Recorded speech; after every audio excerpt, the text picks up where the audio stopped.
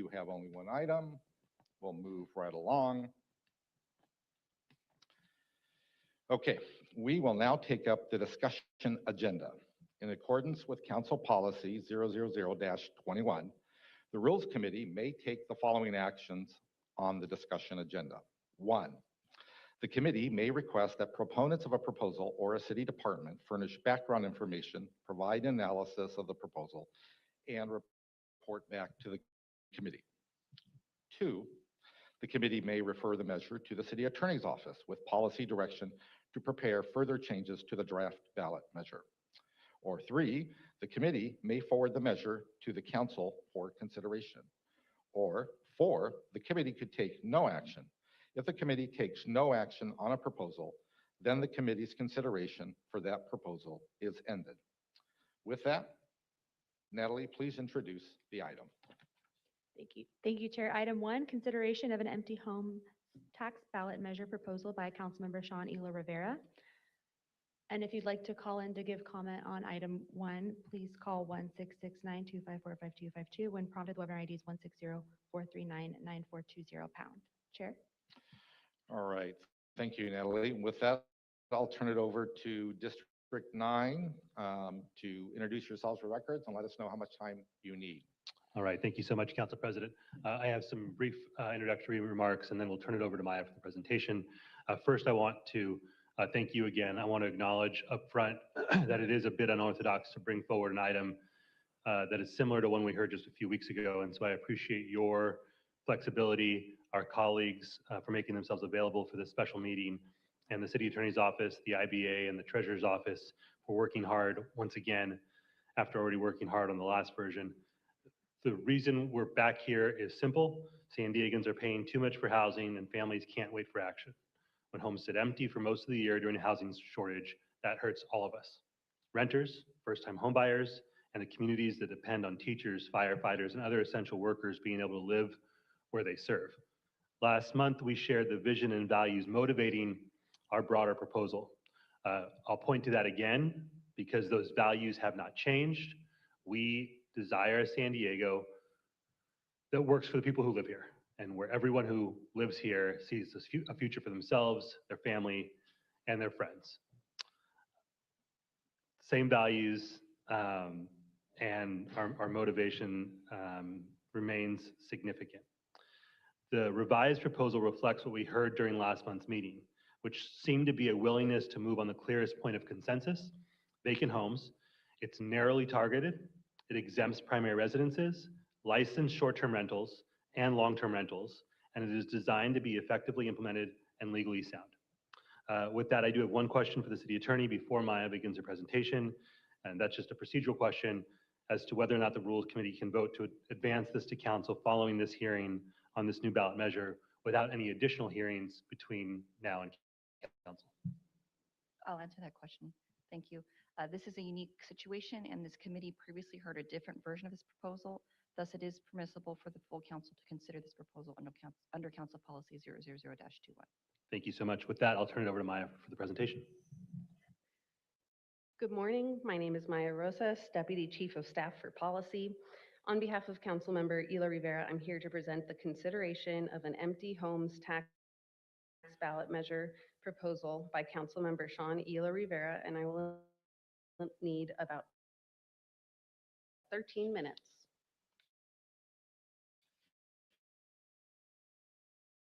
Adopts the ordinance in subitem A to place on the June 2nd, 2026 municipal special election consolidated with the California state primary election. One measure amending the San Diego Municipal Code by adding Chapter 3, Article 12, Division 1, Sections 32-0101 through 32-0123 relating to an empty homes tax. Furthermore, directing the city attorney to prepare a ballot title and summary and an impartial analysis, directing the mayor, independent budget analyst, and city auditor to prepare a fiscal impact analysis, and assigning ballot arguments, all regarding one measure amending the San Diego Municipal Code by adding Chapter 3, Article 12, Division 1, Sections 32-0101 through 32-0123, relating to an empty homes tax to be submitted to qualified voters of the city of San Diego at the municipal special election consolidated with the California state primary election to be held on June 2nd, 2026.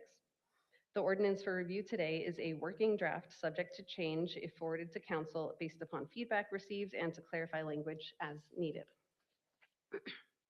Once again, our vision, a San Diego that works for the people who live here, where everyone can see a future for themselves, their families, and their friends, is what guides us, as well as our goals. Homes for San Diegans, protect San Diegans from displacement, protect San Diego's neighborhoods, and make speculative investors pay their fair share. In the United States, there are nearly as many homes kept for seasonal, recreational, or occasional use than the combined number of homes listed for rent or listed for sale. The US Census Bureau found that in 2020, there were over 4.6 million homes vacant for occasional use, compared to 3.8 million for rent and 1.2 million for sale. At the same time, the current housing supply shortage is estimated at 2.8 million homes nationally. Other cities are taking a stand to counter the negative impacts of empty homes, and they're all tailoring their approach based on local circumstances. In Berkeley, voters approved the empty homes tax in 2022. The tax is imposed on homes vacant for more than 182 days annually. The Montana legislature increased taxes on residential properties used as vacation homes while reducing taxes for primary residences. Washington, D.C. adopted a tax for vacant residential and commercial properties. The tax is doubled for blighted vacant properties. So what is an empty home? Empty homes are homes that are not the primary residence of a San Diegan and are left vacant for more than 182 days a year or over half a year. These may be speculative investments or a vacation home for personal use. Bottom line, these are homes the owner has chosen to keep empty. What is not an empty home? This tax will not apply to homes where San Diegans live. If you live in the home you own, this does not apply to your home. If you are a renter in San Diego, you do not pay this tax. If you are a landlord to San Diego tenants, you and your tenants do not pay this tax. Whether your tenants are long-term or even medium-term, such as traveling nurses who rent for more than 30 days. If you live in your home with an ADU that you keep empty as an office or for occasional visitors, you will not be taxed for your ADU, and whole home year-round Tier 3 and 4 short-term rentals are not empty homes in this ballot measure and won't be taxed. In other words, 99% of San Diego homes are not taxed, 99% of San Diegans are not taxed, and 100% of homes lived in by San Diegans are not taxed by the empty homes tax proposal. Empty homes can be high-priced downtown condos with bay views, such as these on Pacific Highway. As you can see, many of the bay-facing and top-floor condos are vacant. In La Jolla, many of these beachfront condos are also sitting empty. But this is not just an issue with luxury high-rises and beachfront properties, which are not affordable to most San Diegans, even if they returned to the market. There are also homes in our neighborhoods that are being left vacant. These are homes that many, though certainly not all, San Diego families could realistically afford if given the opportunity. Along Friars Road, there are 48 condos sitting empty and not available for a San Diegan to move into. There are 36 in the college area, including 3 in this condo building. Currently, 5,115 homes sit vacant with no renter or owner living in them, based on the owner's filing of a second home exemption of the rental unit business tax with the Treasurer's Office. That exemption is the mechanism available for identifying empty homes. The Treasurer's Office will be able to identify empty homes using this available data, but has the flexibility to adapt in the future. The data shows that while these properties exist across the city in every community, they are especially concentrated. 45% of empty homes are in the downtown, La Jolla, Pacific Beach, and Peninsula communities.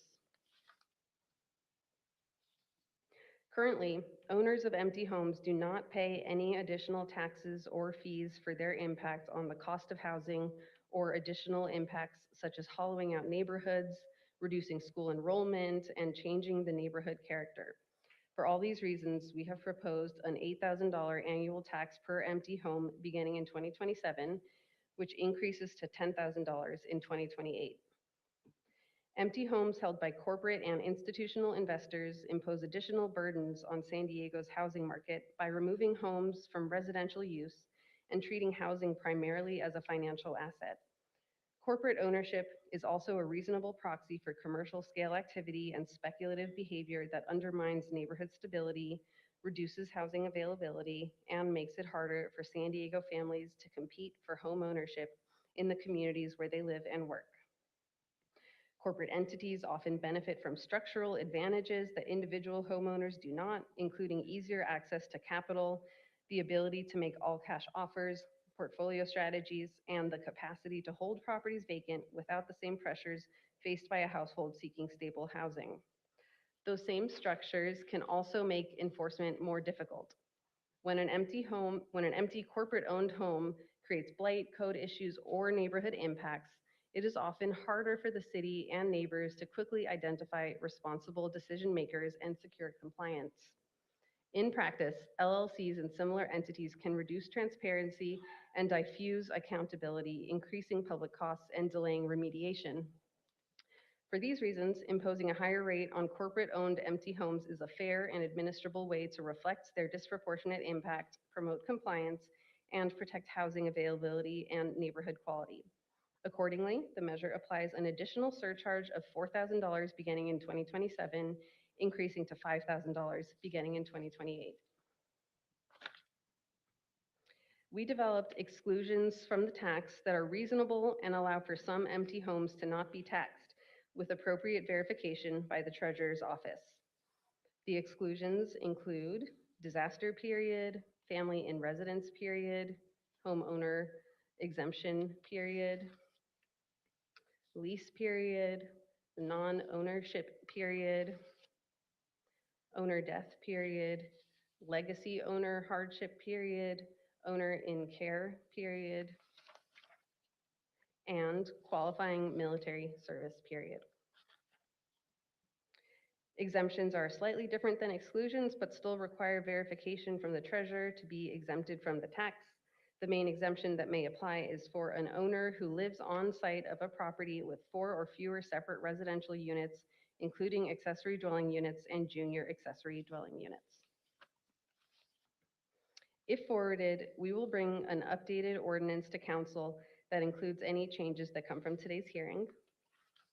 And should this move forward, there will be a few additional updates to the ordinance we are currently working on. They include clarifying that licensed Tier 3 and 4 whole home year-round short-term rentals are not empty homes and are not subject to the tax, adding a new exemption for empty homes that were vacant for more than 182 days in a year if they had a bona fide rental lease for more than 182 days in the previous calendar year, and updating the residential unit definition to better identify all types of residential buildings that could be subject to the tax. So once again, the requested action for this item is as follows. Request the City Council adopt the ordinance in sub-item A to place on the June 2nd, 2026 municipal special election, consolidated with the California State primary election, one measure amending the San Diego Municipal Code by adding Chapter 3, Article 12, Division 1, Sections 320101 through 320123, relating to an empty homes tax. Furthermore, request that the City Council adopts the resolution in sub-item B, directing the city attorney to prepare a ballot title and summary and an impartial analysis, directing the mayor, independent budget analyst, and city auditor to prepare a fiscal impact analysis, and assigning ballot arguments, all regarding one measure amending the San Diego Municipal Code by adding Chapter 3, Article 12, Division 1, Sections 320101 through 320123, relating to an empty homes tax to be submitted to qualified voters of the City of San Diego at the municipal special election consolidated with the California State primary election to be held on June 2nd, 2026.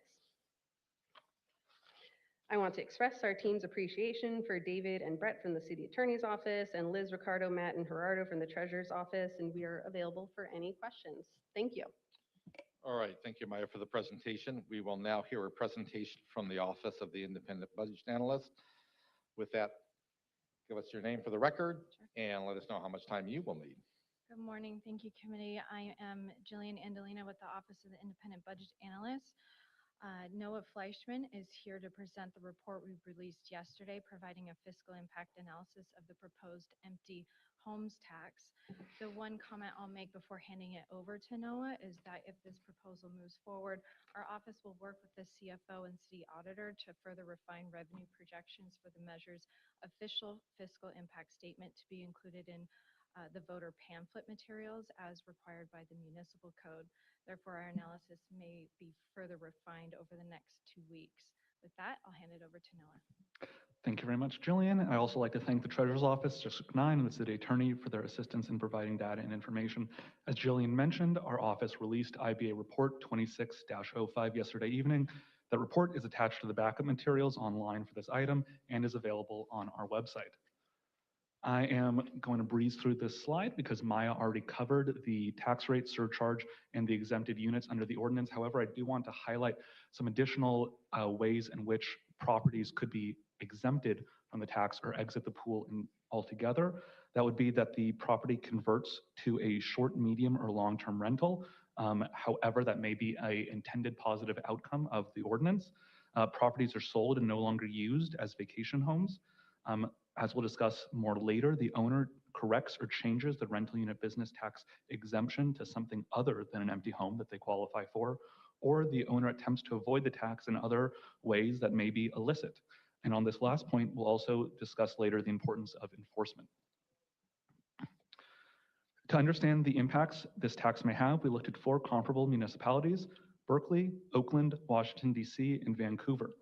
While the tax structures vary, we'd like to highlight, with the exception of Oakland, all these municipalities saw a decline in the taxable number of units from initial estimates before the tax went into effect and the actual units that were subject to the tax. Oakland likely did not experience this because they already assumed a 60 to 75% drop-off rate before the tax took effect. These excluded units rates will be important when we discuss our fiscal impact model.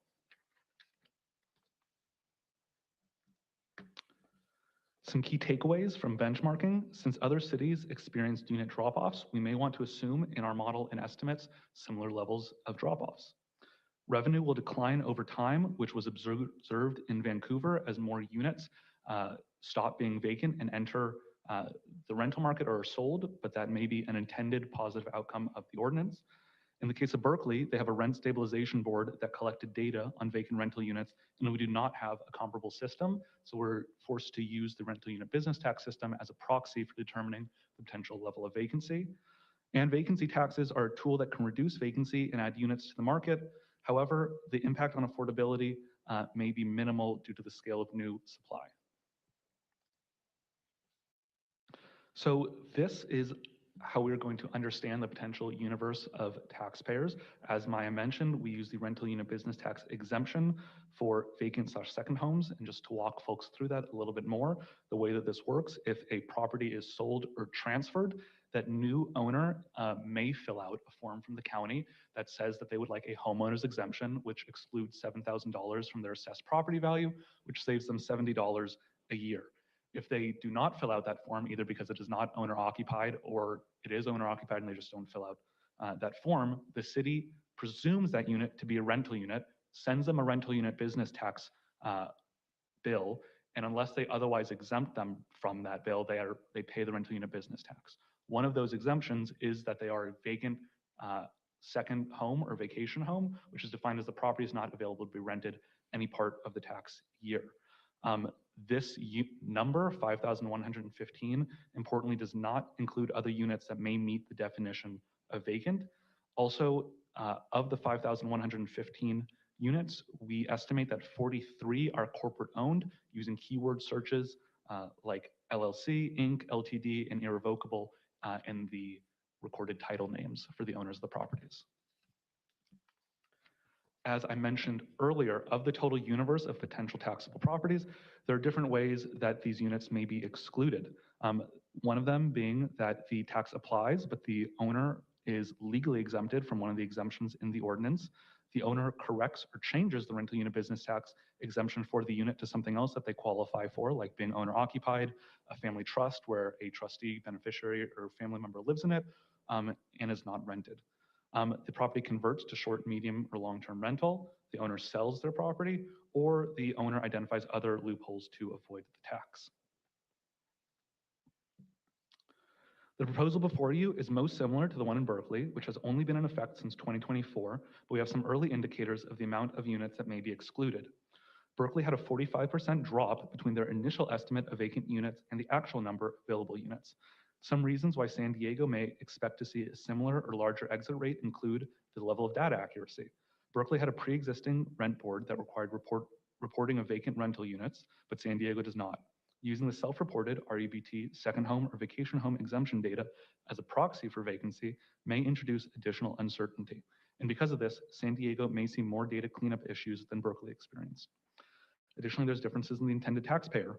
Berkeley's tax was targeted towards vacant rental properties owned by investors with carrying costs and lost revenue opportunities when those units sat vacant. The Berkeley tax created an additional carrying cost that further incentivized finding tenants for vacant units, especially as those units already existed as rentals. In San Diego, the proposed tax is more directly targeted at owners who have a second home or vacation property in the city, and those properties are typically not available for rent any part of the year. This may indicate that San Diego's owners have more financial means to absorb the tax as a new ongoing carrying cost for owning the property.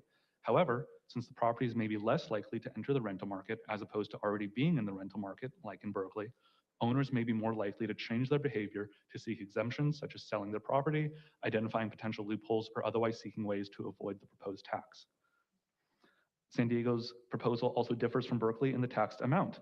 The taxing method would be similar to Berkeley's, but the tax would be, in many cases, larger than the amount of Berkeley's at $6,000 tax. The proposed tax is $8,000 or $12,000 for corporate owned in the first year, and then $10,000 or $15,000 for corporate owned in the second year, depending, and this may induce additional behavior changes. Because of these differences, we project and model a range of potential excluded units between 45% on the optimistic side and 65% on the conservative side. These excluded ranges are also in line with what was observed in Oakland and Vancouver. Using the universe of units that may be subject to the tax and the different percentages of units that may be excluded from paying the tax, we come to different ranges of units that will pay the tax. We incorporate the different tax rates for corporate, non-corporate, and estimated costs for the CTO to run the program. With that, we got a net fiscal impact range based on different scenarios of excluded units. However, there is still a level of uncertainty within these ranges, so we applied a plus or minus 10% contingency. With that, in year one, we estimate net revenue to be between 12.1 million on the conservative side and 23.5 million on the optimistic side. In year two, when the tax rate increases, we estimate net revenue to be between 15.3 million on the conservative side and 30 million on the optimistic side.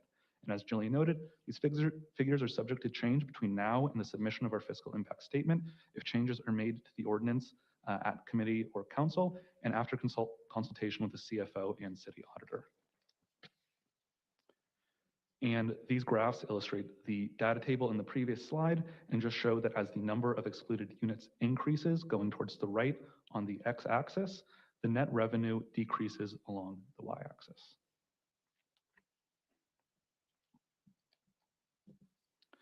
Additionally, the number of units that avoid paying the tax will be correlated to the level of enforcement the program has. This may introduce challenges to what the documentary burden of proof is for each exemption and monitoring and auditing of the exits from the taxed pool. These documents are self-reported, and given the large new magnitude of the tax, it may incentivize bad actors to avoid the tax. We'd also like to note the assumptions that we made in our fiscal model. The tax would become effective on January 1, 2027, and the exemptions would be processed and the bills would be sent out and completed by the third quarter of fiscal year 2028. That would change if there are delays to the implementation. That the treasurer operating costs are the only costs to the city. We also assume that all units subject to the tax will pay the full amount. We also assume that 50% of the units that are excluded from the tax will instead pay the $55 rental unit business tax fee. But this is a minor impact on the overall fiscal impact. And we also assume that corporate and individual owned units will have the same exclusion rate. In terms of limitations for our fiscal model, we do not project the number of homes that may be sold or the amount of revenue that may be generated from new property taxes or the penalties that the city would get from fines for folks not paying that tax on time. We also cannot estimate the number of units that will be excluded based on the type of exemption or other exits. We're unable to analyze the likelihood of a unit paying or not paying the tax on a property-specific basis, such as Unit A is located here versus Unit B is located there. We do not have estimated vacant homes that may be captured outside of the rental unit business tax exemption. And our office also had limited time to analyze the measure and solicit stakeholder feedback that might change the fiscal impact. With that, council may want to consider, should short and medium-term rentals be subject to the tax, as Maya alluded to earlier. Should rental unit properties experiencing periodic vacancies longer than 183 days in a calendar year also be subject to the tax, which Maya addressed earlier before we submitted this. Additionally, should other exemptions for environmental remediation, new construction, new owners, or actively seeking a tenant not be counted towards the vacancy period. So in conclusion, we expect the measure to generate additional general fund revenue and add residential units to the rental market. However, if more vacant units are ultimately leased or sold for occupancy, as is the intention, revenue would gradually decrease over time, as we've seen in other cities.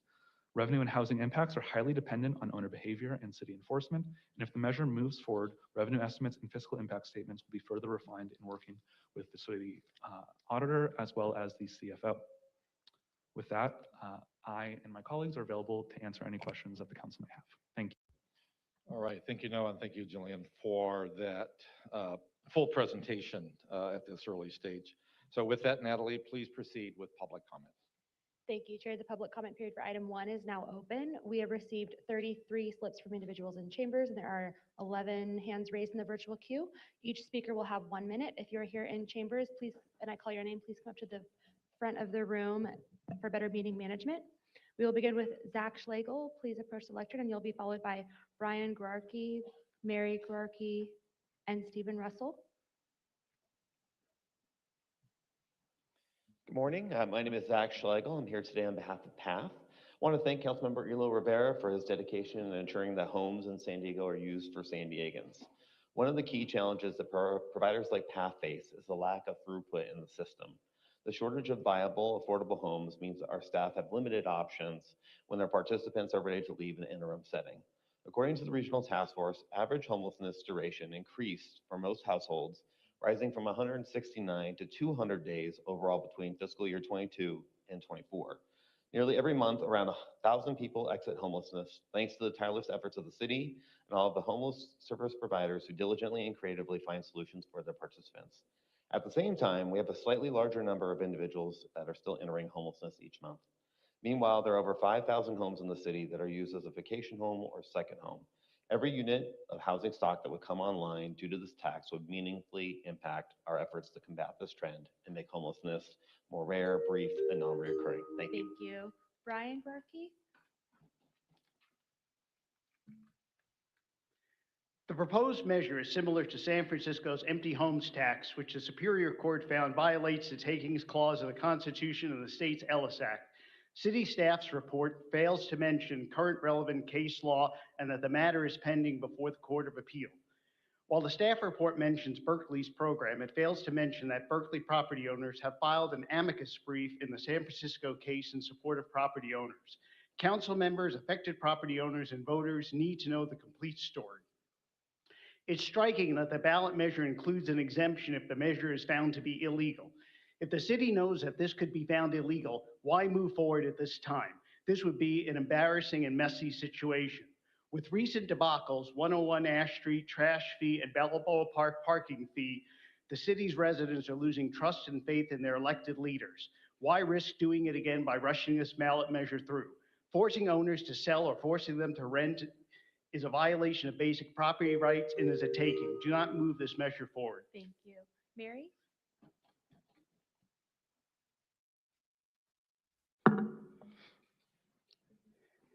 The people that I know that own second homes are mostly 65 to 80 years old. They are longtime San Diegans. They worked hard for 4 to 5 decades here and contribute greatly to San Diego. Many of these San Diego seniors are not wealthy, and they are not out-of-state investors, and these are not vacation homes. They may have started out with a small condo and later bought a home as their family grew, or divorced midlife and remarried and ended up with a home from a prior marriage, or struggled and sacrificed for years and to this day to ensure that a family member with health problems has a roof over their head long after they're gone, or to ensure that they have an accessible space to use during their own occasional health challenges in later life. Most second homes have been rented and when they were available for many years. Some elderly owners no longer rent out as they use their property to meet their family's needs and their own needs, which is all within their rights. Thank you. This does conclude your time. Thank you. I have a Steve few more Russell? things to say. Would anybody be willing to see me a few minutes? You can submit a comment to councilcommittee@sandiego.gov. Steve Russell, please approach the lectern, and you've been seated time by Julieta Ornelas. Julieta, thank you. So you'll have 2 minutes. Well, good morning, Honorable Committee Chair and committee members. My name is Stephen Russell, President and CEO of the San Diego Housing Federation, and I'm here to speak in support of the proposed measure. The San Diego is facing a real housing shortage, and the impact on everyday residents is impossible to ignore. Families who live and work here are struggling to find a place that they can afford. They're doubling or tripling up in apartments, moving to outlying areas of the region, or sleeping in the streets. And a big part of the problem is that large corporations and wealthy investors have purchased thousands of homes, more than 5,000, and many of those homes are sitting empty. When second, third, or even fourth homes stay vacant, it shrinks the number of available places for San Diegans and drives up prices even further. And it erodes the sense of community that makes our neighborhood strong.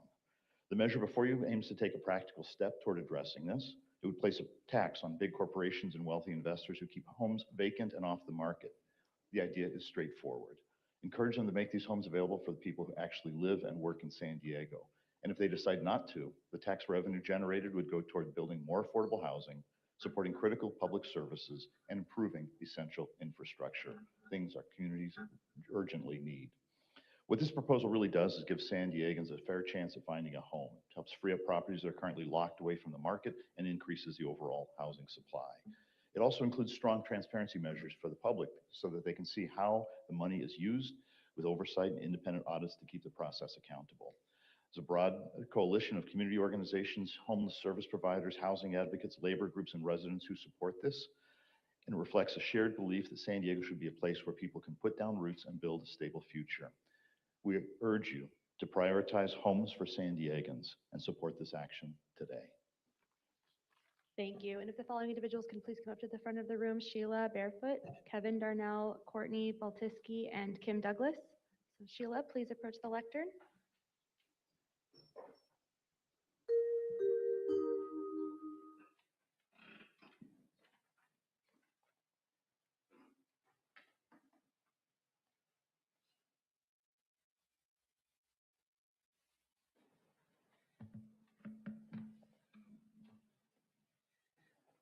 Good morning, council members. My name is Sheila Barefoot, and I'm a retired teacher, math teacher from San Diego Unified School District. And I'm here representing, advocating for HEAL, Homeless Experience Advocacy Leadership.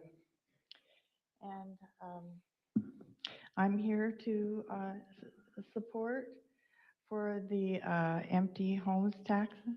And having taught students from all walks of life, I learned firsthand that a child's ability to succeed in the classroom starts with having stability from a place called home. A home provides the foundation that children need in order to learn and grow. When families lose their housing, kids miss school, fall behind, and carry incredible stress, which no child should ever have to bear. Thank you for that concluding statement. This does conclude your time. You can send a comment to councilcommittee@sandiego.gov. All right, thank you. Kevin Darnell, please approach the lectern. Good morning, committee members. Kevin Darnell. I submitted a letter for your viewing pleasure. As another speaker mentioned, in San Francisco, a very similar ordinance was approved by the voters, and overturned on summary judgment. And that's compelling because the court found in favor of the plaintiffs on all 5 causes of action. Not only was it found to be unconstitutional on the takings clause, it was found to be in conflict and unlawful based on the Ellis Act, which you probably are aware of, which governs rental properties and the rights of the property owners when it comes to renting or not renting their property. In other words, the right to keep your property as you'd like it, vacant, rented, occupied, is the property owner's right, not the right of the jurisdiction that may govern it. I would ask that you consider this and understand that this is probably going to be litigated. Thank you. Thank you. Courtney Baltiski, and you'll be followed by Tim Douglas, Marco Briones, and Cristoforo Gomez. If you can please make your way to the front of the room. Good morning, honorable committee members. My name is Courtney Baltiski with the YMCA of San Diego County. And at the Y, we nurture a healthy spirit, mind, and body so all can thrive. Last year, our Youth and Family Services housing team worked with 1,763 young people and young families who took steps towards safe, stable housing while building skills that support long-term economic stability. Low barrier housing resources were paired with consistent supports, including case management, housing navigation, mental health services, and connections to education and employment. Through these opportunities, young people strengthen practical skills, confidence, and work readiness, creating pathways to lasting stability that reach far beyond housing. With more than 50 years of experience in San Diego County, we know that there's no single pathway to stability, well-being, or long-term success. But we know that finding safe, dignified spaces to live is a growing challenge. To know that youth in San Diego have few places to turn should spark action. Homes for San Diego's proposal addresses this, and we encourage your support. Thank you. Thank you. This does conclude your time. Tim Douglas.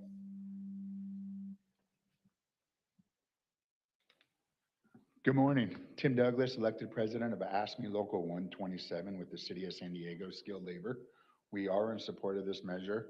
We want to thank Sean Elo-Rivera for bringing this forward. We are in support of this because there is a housing crisis in San Diego. There is also a financial deficit in the City of San Diego. This would potentially bring in more revenue for the city. Thank you. Once again, we are in support of this. Thank you. Marco Briones, and you'll be followed by Cristoforo Gomez, Itzel Chavez, and Jesse Schmitty. Thank you, council members. Good morning. My name is Marco Briones with the San Diego and Imperial Counties Labor Council. Thank you, Councilmember Elo-Rivera, for bringing this first iteration and the second forward. And thank you, Chair LaCava and council members for hearing this today. Point blankly, we're here to support this measure. We support the first iteration as mentioned, but we support any measure that will work to close the revenue gap that we have so that we can ensure that our workers, our members can continue to deliver the services that our communities need and deserve. And so we encourage and welcome this committee support. We thank you for having us here today. Thank you. Thank you. Cristoforo Gomez. Good morning, committee members. My name is Cristoforo Gomez. I'm an organizer with the San Diego and Imperial Counties Labor Council. Again, I'd like to thank Sean Elo-Rivera and his staff, along with city staff, for bringing this item back. While we're incredibly disappointed that the vacation homes portion was removed and that companies like Airbnb will continue to hollow out our communities, at least for the time being, the return of this item shows that some of our council understands the importance of this moment and that they must do everything in their power to both address the budget and make housing more affordable and available for San Diegans. So we urge your support. Thank you. Thank you. Itzel Magana Chavez, and you've been seated time by Aaron Simoto-Grassi and Andrea Guerrero. So you'll have 3 minutes. Please begin. Thank you. Good morning, committee members. My name is Itzel Maganda Chavez, Civic Engagement Director with Alliance San Diego, and we are here to ask that you put Homes for San Diegans first and vote yes on item 1, the ballot measure proposal to tax empty second homes. First and foremost, thank you, Councilmember Elo-Rivera and your team for bringing this item to the attention of the public once more. Committee members, as you all are aware, we are in dire need of resources for housing, infrastructure, and critical city services. This proposal is a step in the right direction, specifically to increase housing for working San Diegans by taxing big corporations and wealthy investors. Although both my husband and I would love to plan to stay in San Diego for the long run, we are constantly worried about how we will be able to afford it. The lack of options to rent or buy has had a real impact for our relationship. We have delayed growing our family because staying in our one bedroom is all we can do to allow us to live here and put what we can into savings. With the cost of living rising each year, an uncertain future in San Diego is not just on my mind, it is on the minds of working families throughout the city. We know the city faces an uphill battle to continue funding critical services, affordable housing, and infrastructure for our communities. This proposal has the potential to put thousands of homes back onto the housing market for working San Diegans to rent or buy, increasing the supply and lowering the costs. It also has the potential to generate millions that can be used to help fund affordable housing and critical infrastructure, including stormwater funding for the hundreds of families impacted by the floods of 2024. San Diego needs more revenue solutions. And this is just that.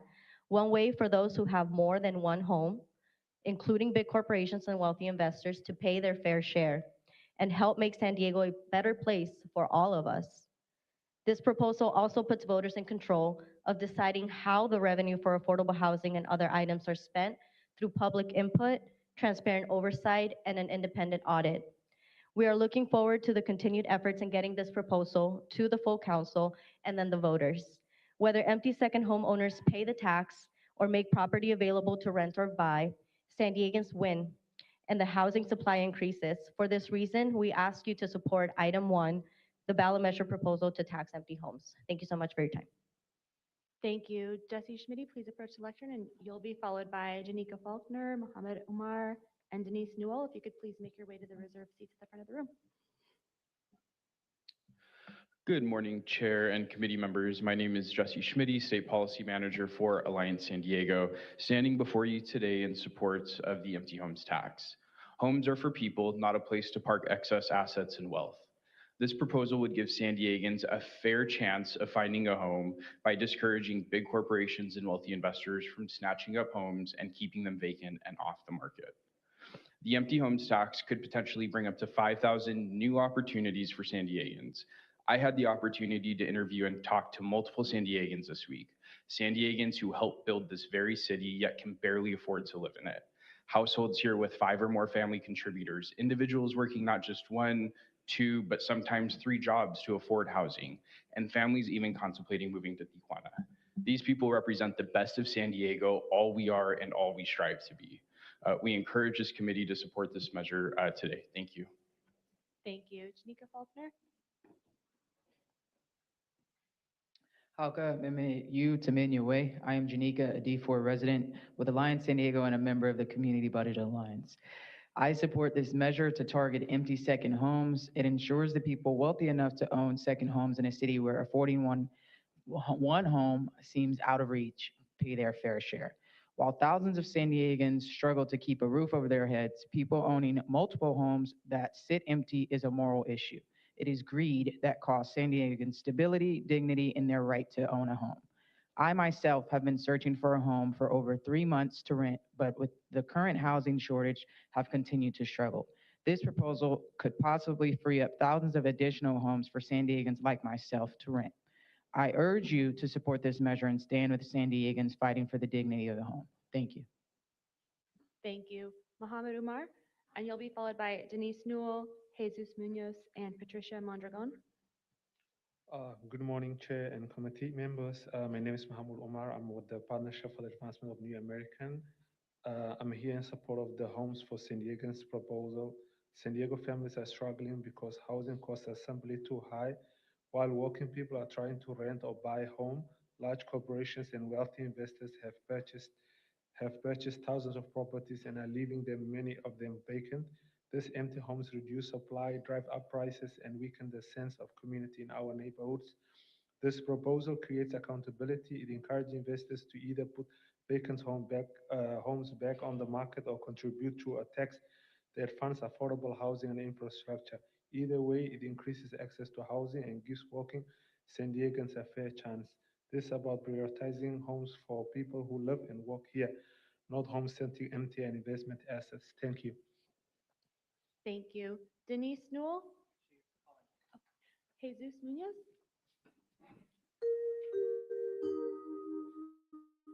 Good morning. My name is Jesus Martin Gallegos Munoz. I am a community organizing coordinator for the Chicano Federation, a member of the Community Budget Alliance, and most importantly, a resident of District 8. The individuals we represent at the Chicano Federation, including myself, can't afford to buy a house in our city. Maybe I'll never be able to. But these proposals give our communities an opportunity to thrive in San Diego. This proposal allows us to alleviate the housing market through democratic means, as well as by bringing in revenue to our crumbling and underfunded system. To the contrary, residents like me from low income, marginalized, and disenfranchised communities will suffer. Human beings who reside in each of your communities will continue to struggle, especially those in District 8. Hence, on behalf of the Chicano Federation, we urge you to do your service to your constituents, to listen to us, and to empathize with us. Please vote yes on item 1. Gracias. Thank you, Patricia Mondragon, and you've been seated time by Andrea Vasquez. If you could raise your hand, Bridget. Okay. Do you want me to wait? If you don't mind, yes, thank you. George Ching, please approach the lectern. You'll be followed by Nicole Lilly, Sparky Mitra, and Liliana Soriana Garista. If you could please make your way to the reserved seats.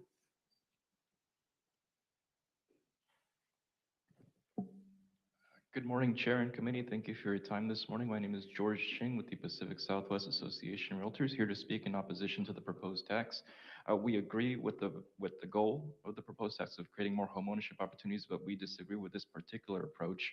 The concerns we have are relating to the negative impacts on private property rights, the concerns with privacy of the citizens, because the way that I see or understand that it's written is that all homeowners in the city, regardless of whether or not it's vacant or not, are going to have to file a declaration regarding whether or not they are in the property. So there's concerns about privacy, but also administrative concerns. If maybe there's a language barrier or somebody's elderly doesn't understand what they're declaring and mistakenly declares the other way, then they have to go through an appeals procedure to correct the error. And the other thing to consider is if there's the perception that a property that is vacant while being sold could be subject to this tax, it might skew like an incentive for the property owner to rent versus sell. Thank you. Thank you. Nicole Lilly, please approach the lectern. Hello, my name is Nicole Lilly. I'm a 23-year-old renter, resident of District 3, and the executive director of Our Time to Act. We're a youth-led nonprofit organizing powerful youth for housing justice. I'm here today, again, to urge you to vote for housing justice. Every day, San Diegans are struggling to survive in the city. A majority of San Diegans are renters, and the majority of renters are paying more than 30% of their income on housing alone. This is an unacceptable and avoidable reality. This is the result of treating housing as an investment and profit gouging tool rather than the human right that it is.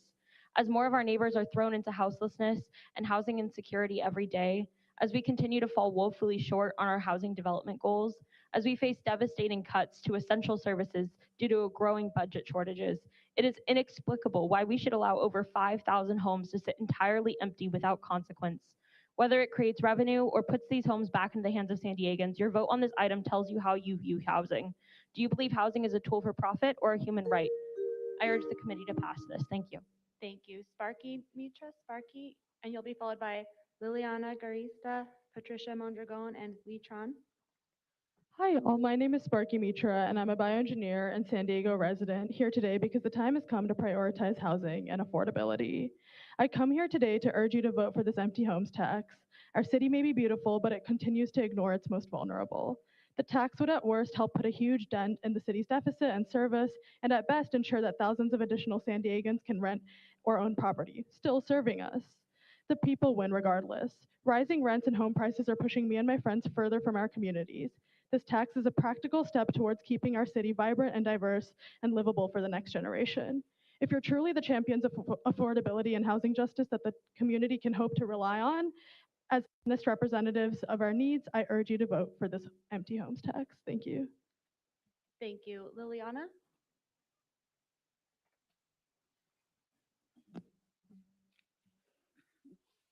Good morning, Rules Committee. I am the Director of Policy at Youth Well. We're a youth advocacy organization in San Diego. We have been supportive of this item since its first iteration, and we are asking you all to do the same today because it is imperative to address the budget deficit the city faces. The proposal before you is not a regressive tax. It's a fair fee and an opportunity for people that love this city so much, that already invested in a second home and are able to let it sit empty, to actually give back to the improvements of this city's infrastructure.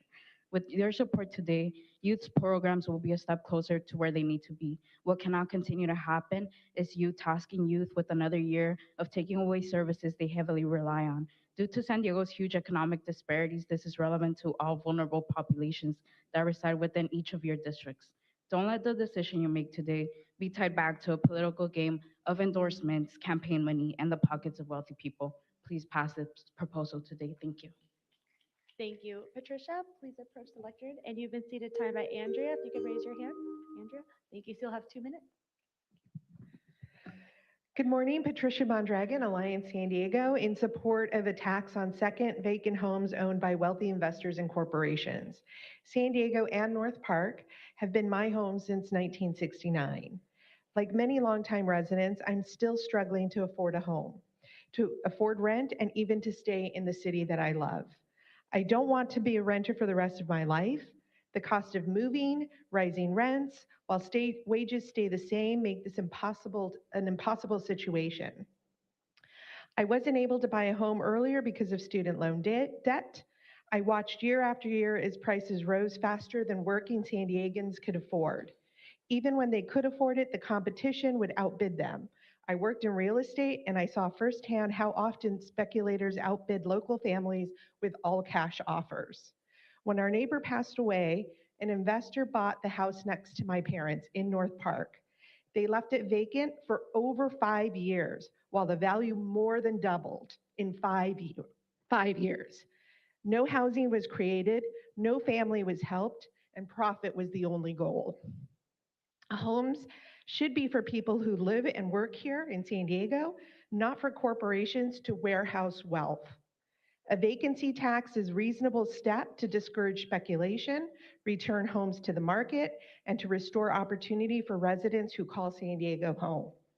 Please vote yes on today's agenda item. Thank you, Councilmember Sean Elo-Rivera, for consistently bringing this back and helping San Diegans, working to help San Diegans. Thank you for your time. Thank you. Leetron, please approach the lectern. After you will be Robert Sanders, Crane Friedman, and Melissa Peterman. If you could please make your way to the reserved seats. Thank you.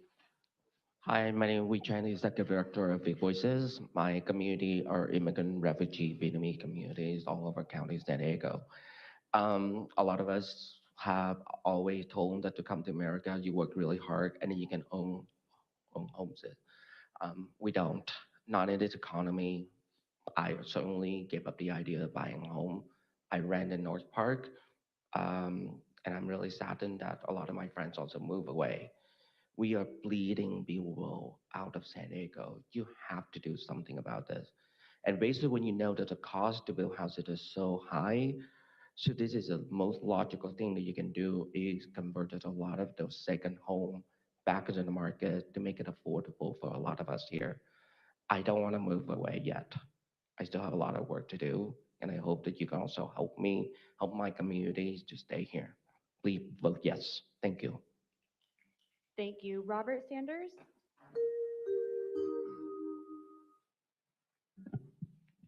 Yes, good morning, committee members. My name is Robert Sanders.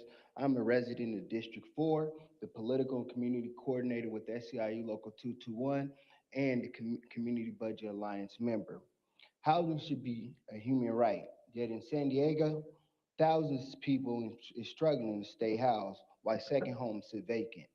This measure targets empty second homes and asks those wealthy enough to pay for them, or own them, to pay their fair share. Far too long, budget decisions have fallen hardest on working class San Diegans. Our city must work for all of us, not just those who can afford multiple homes.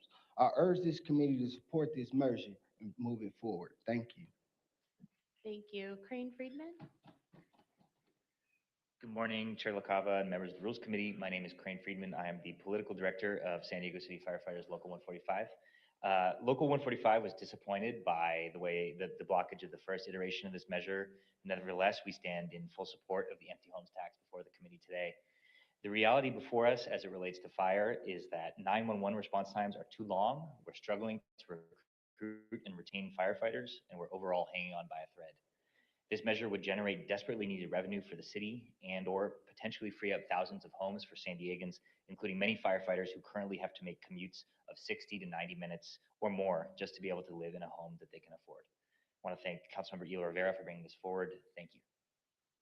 Thank you, Melissa Peterman. And after Melissa is Nicole Lee, Zenara Velazquez, and Kevin Beno.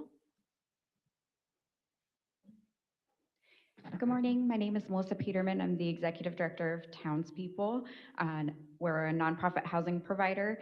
And we work daily with San Diegans who are doing everything they're supposed to and yet still struggle to afford housing. These are seniors who are stretching fixed incomes, working families who are choosing between groceries and rent, young adults sleeping in their cars while looking for a place that they can afford. Unsurprisingly, we at Townspeople believe that homes are for housing and appreciate this measure, especially when we're in a housing crisis. If a home isn't being used, it should be offered up for someone to live in or to be used to generate income that could create housing for people who need it. This measure doesn't solve affordability, but as someone who would really love to work themselves out of a crisis response job, I know that we need to take every reasonable step possible to do that, and this is one of them. Thank you. Thank you, Nicole Lee. Hello, my name is Nicole. I'm a community organizer with Be It Voices.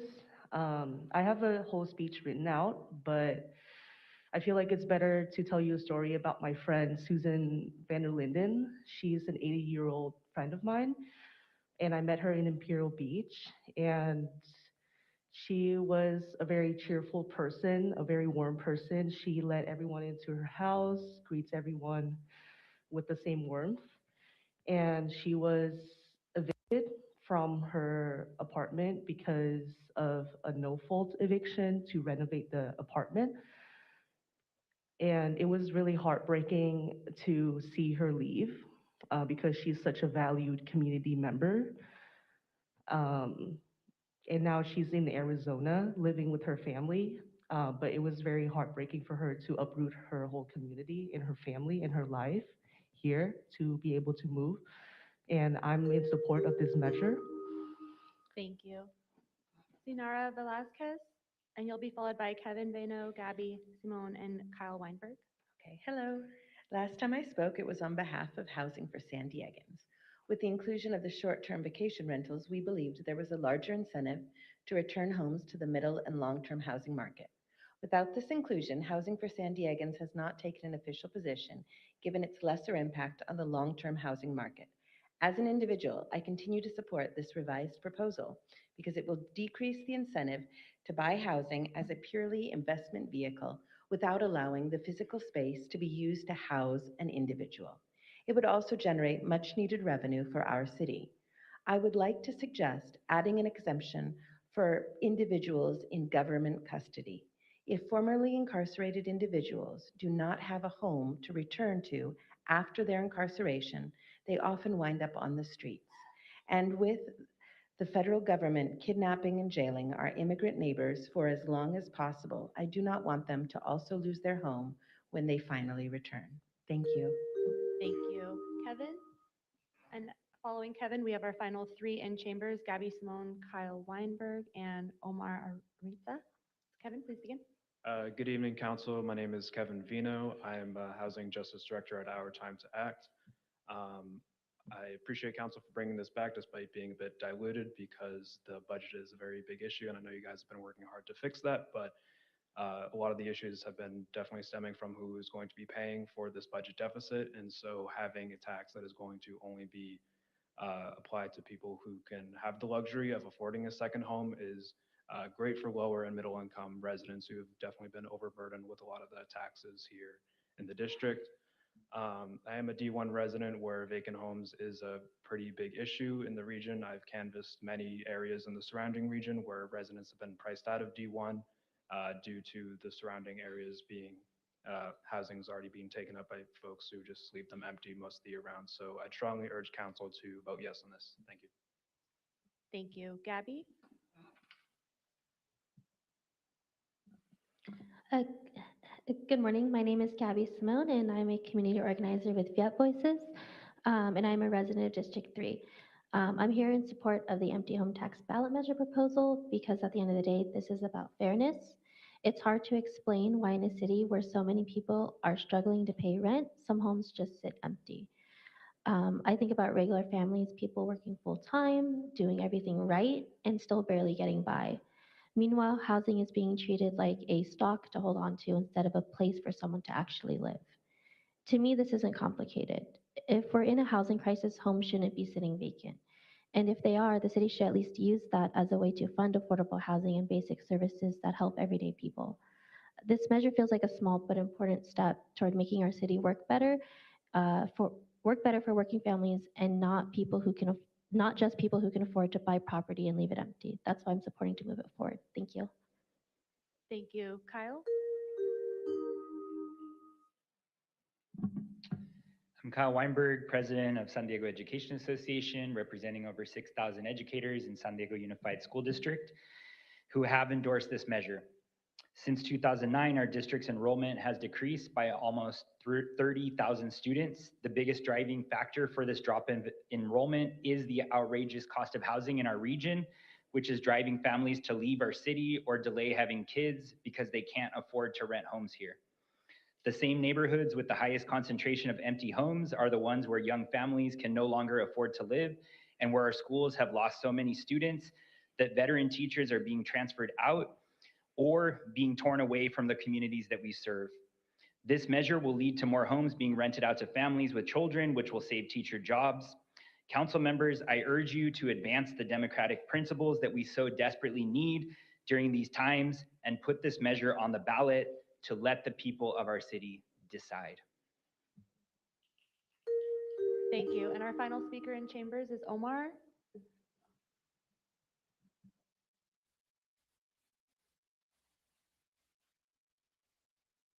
Good morning, council members. Omar Araiza, District 8 resident, longtime resident. Last night, I actually heard the budget for 2027 is going to be in deficit of $120 million. And that's a huge gap. So this proposal actually can help, alleviate not, cutting libraries, public transportation, and many other services that our community really needs. I understand the need of protections, but we also need protections against, corporations that are hedge funds.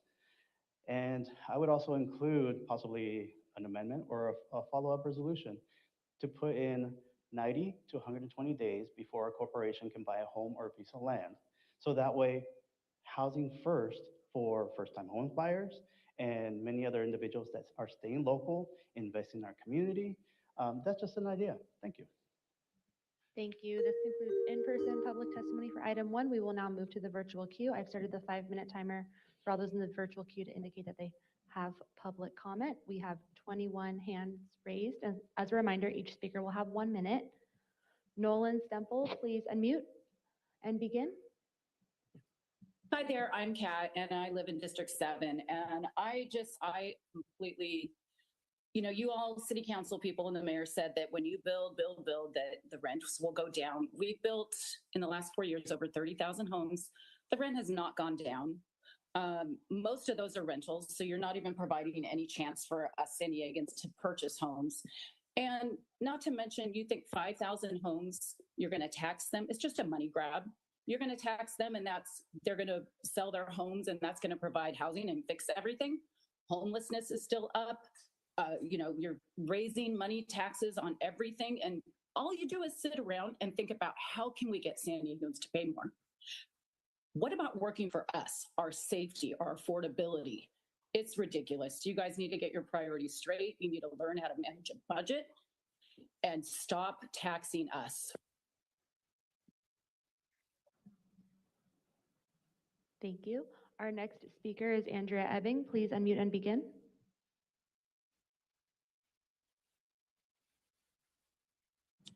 Hi, this is Andrea Ebbing. I am suggesting we look at foreign investors.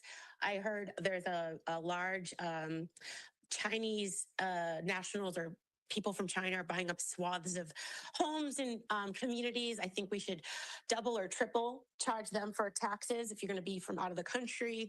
Definitely the corporations.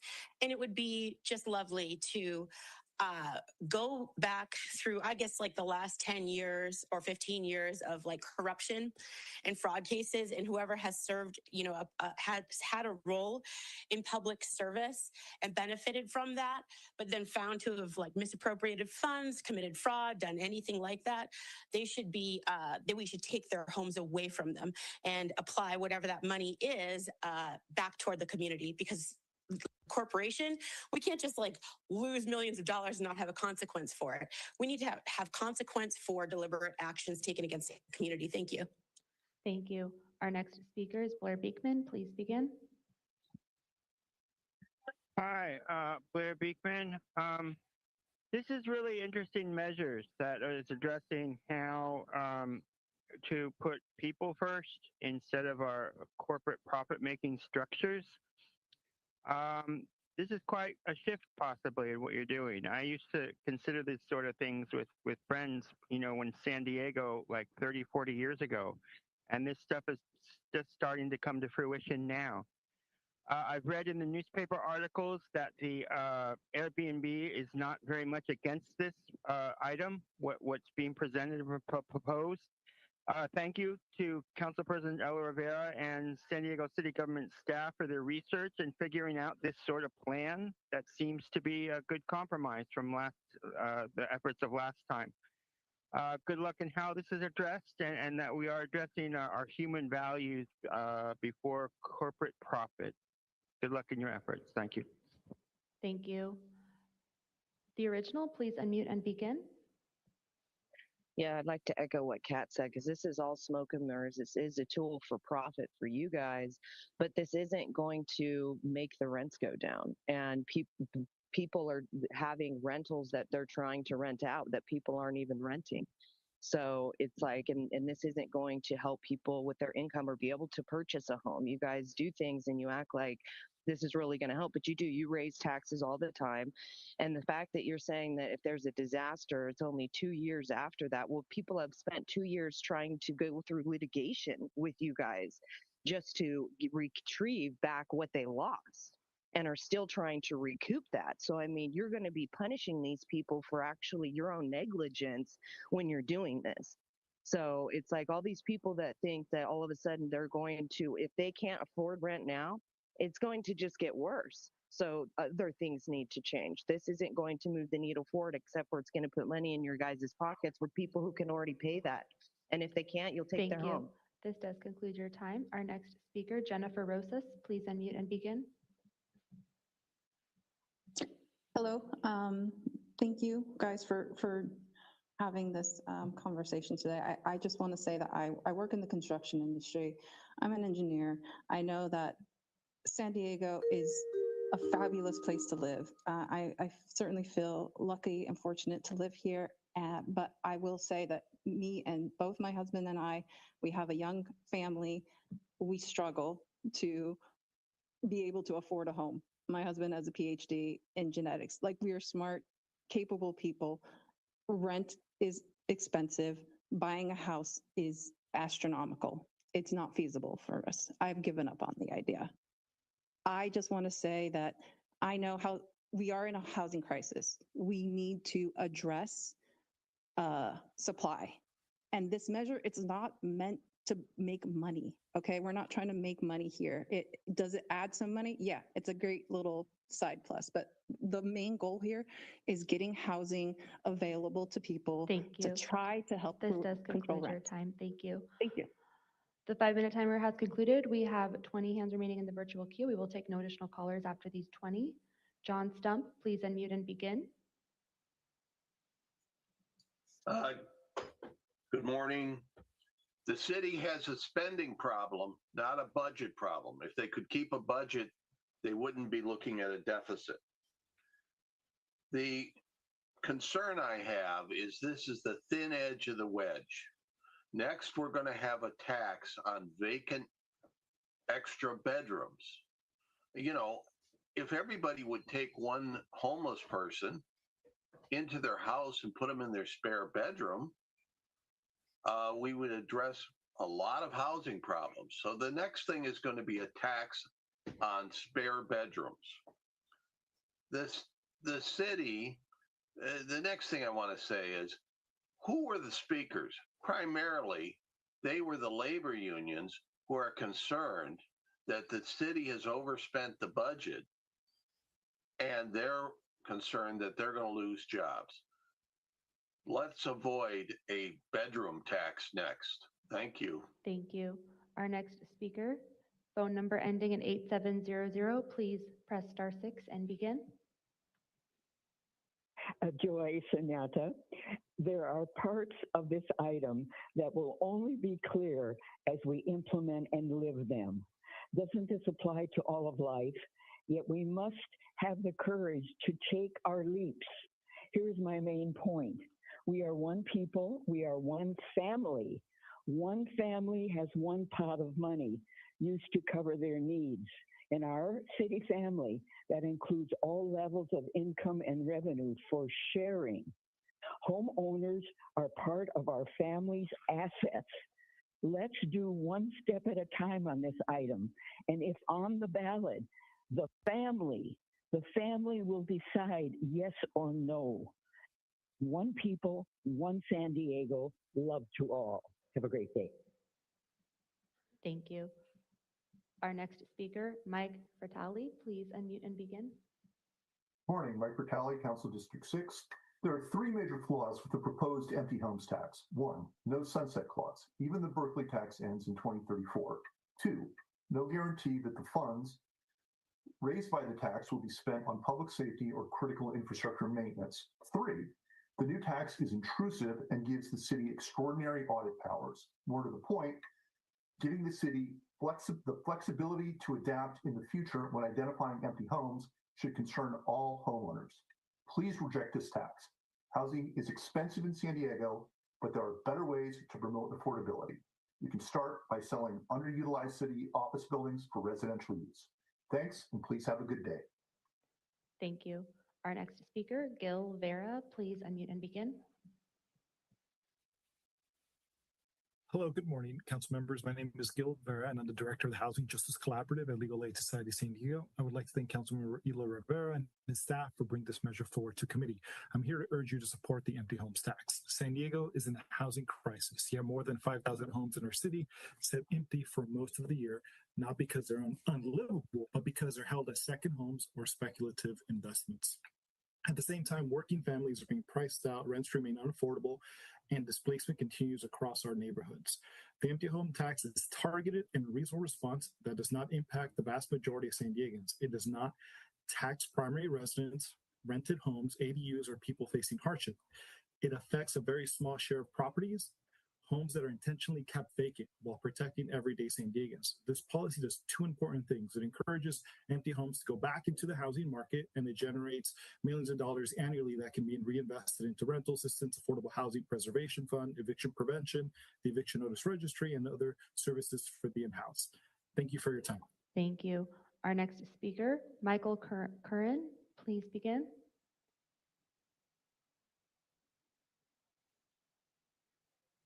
Michael Curran, I've asked you to unmute.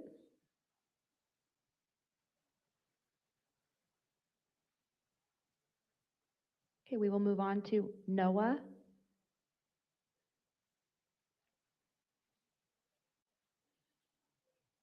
Good morning, committee members.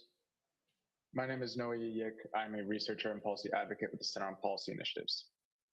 We've known our city has had a structural budget deficit for years now, but the mayor has failed to resource this city well. Instead, every year, the response is the same. The mayor tries to balance the budget by cutting the programs and services working class communities rely on. This year is no different. There's a $120 million deficit and no new revenue has been identified.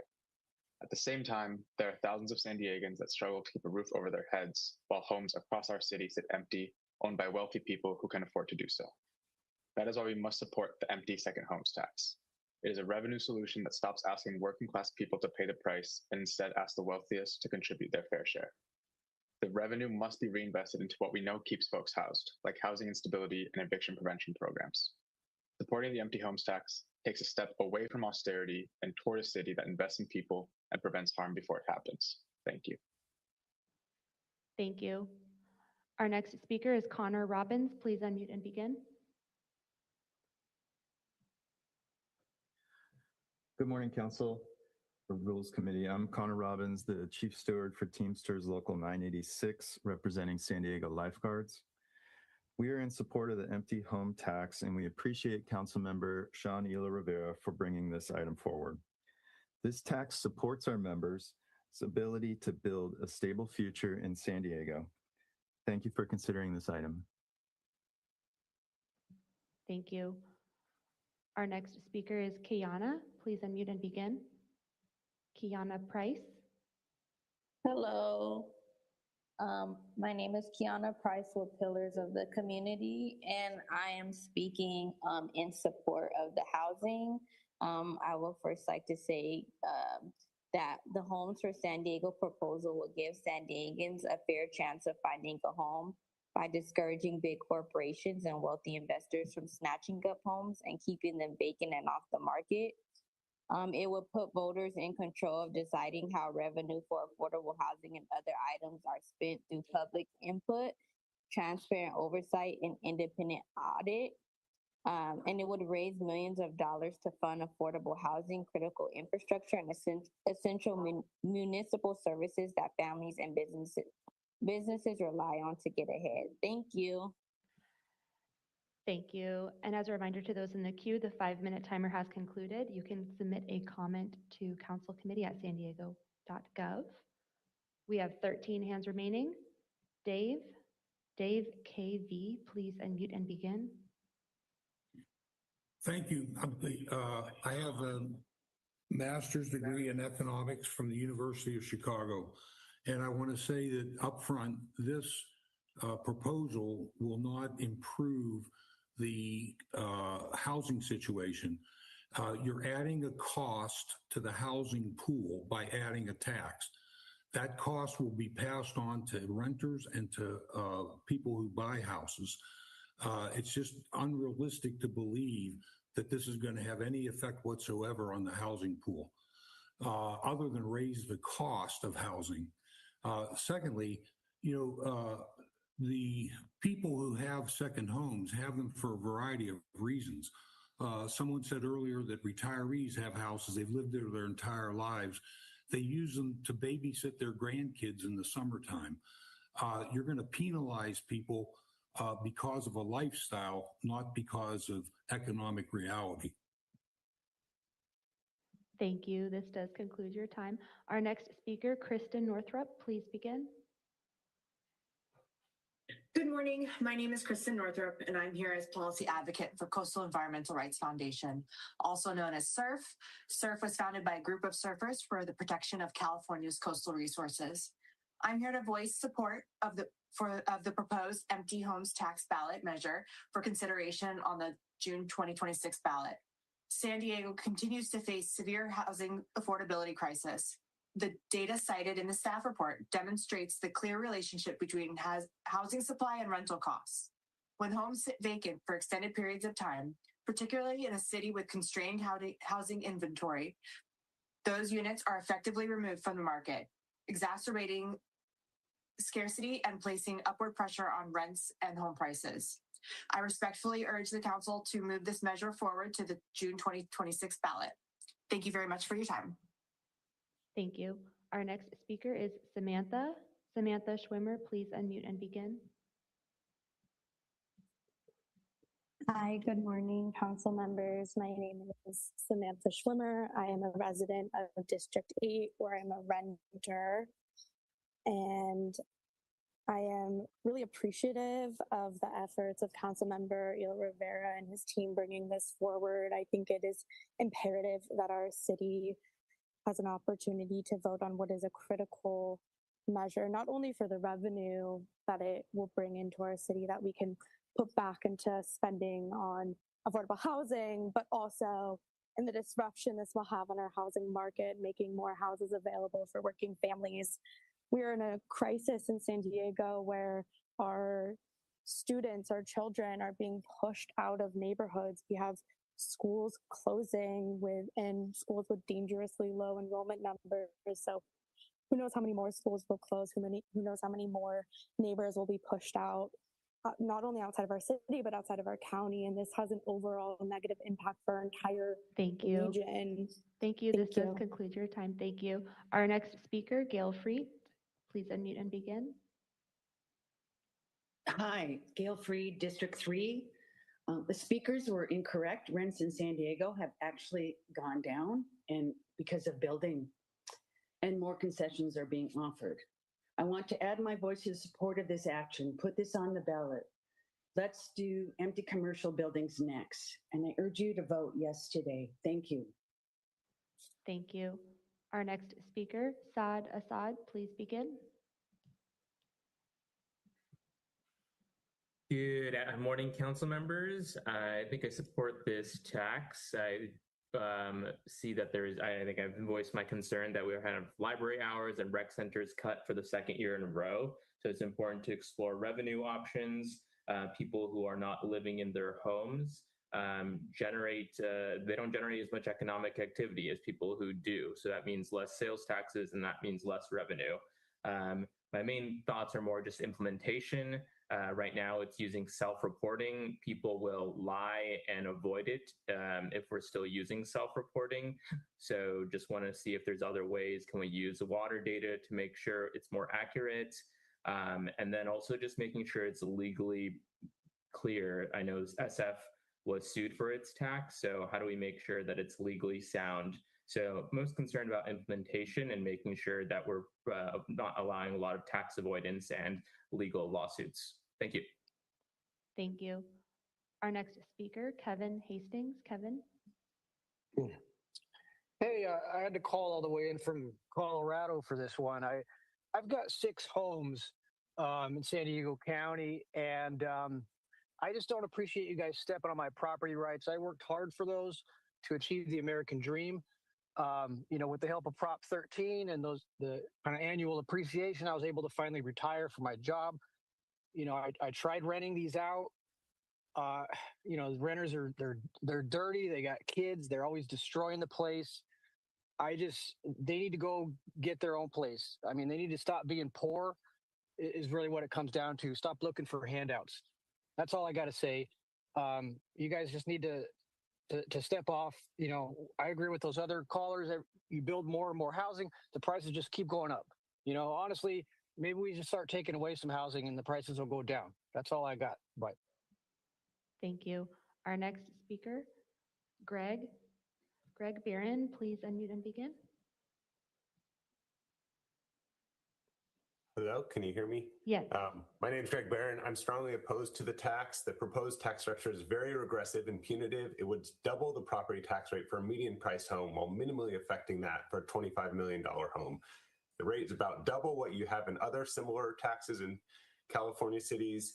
Studies by the Nonpartisan Institute on Taxation and Economic Policy of similar measures in other cities found they only raised modest revenues, made slight improvements to housing availability, and had limited or no impact on housing affordability. Those are quotes from the report.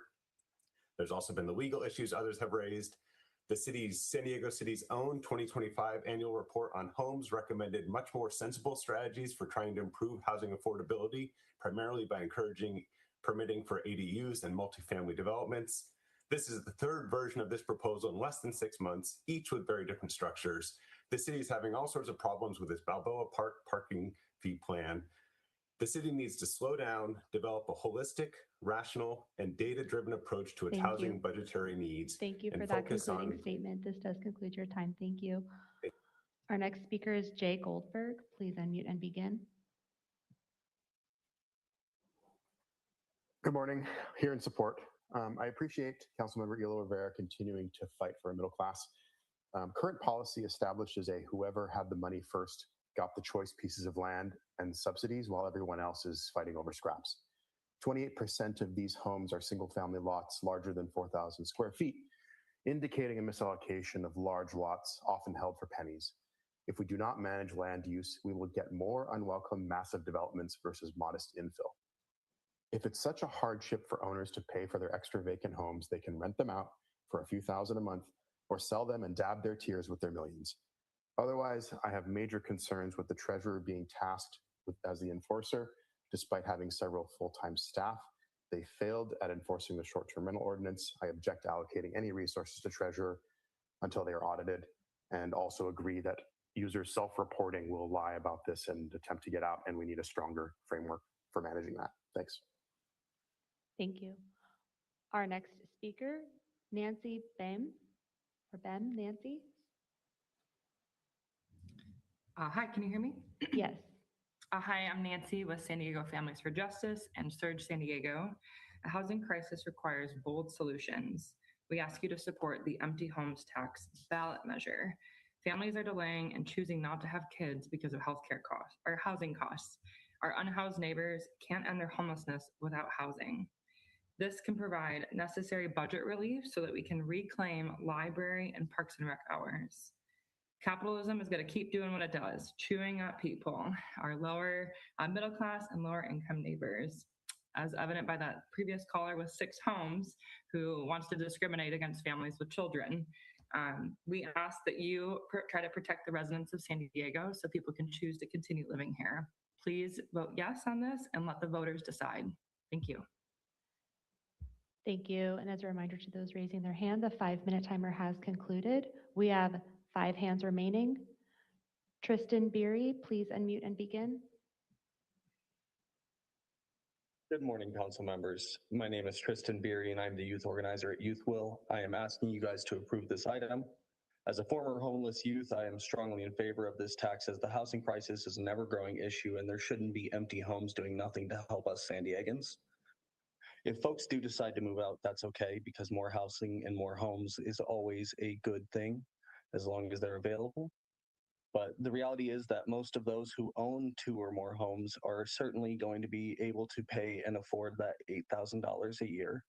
And if it brings anywhere near the conservative projected income that was just provided by the IBA, then that is a healthy chunk of what's needed to keep youth homelessness programs funded, to keep our libraries and parks, which are often safe places for youth in need, open another budget year.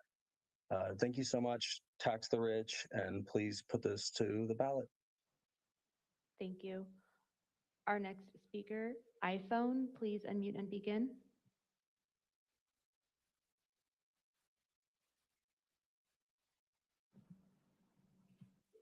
This is Michelle Krug, City Council District 4. I am in strong support of this measure. I'm very disappointed, as others previously said, that the need was felt, at least at this time, to exclude the Airbnbs. I think they are a major more issue in terms of changing the quality of life in our community, but this is something I do support at this time. I hope we will be able to include the Airbnbs, and I think people need to look up the definition of regressive tax because you got it wrong. Thank you very much. Thank you.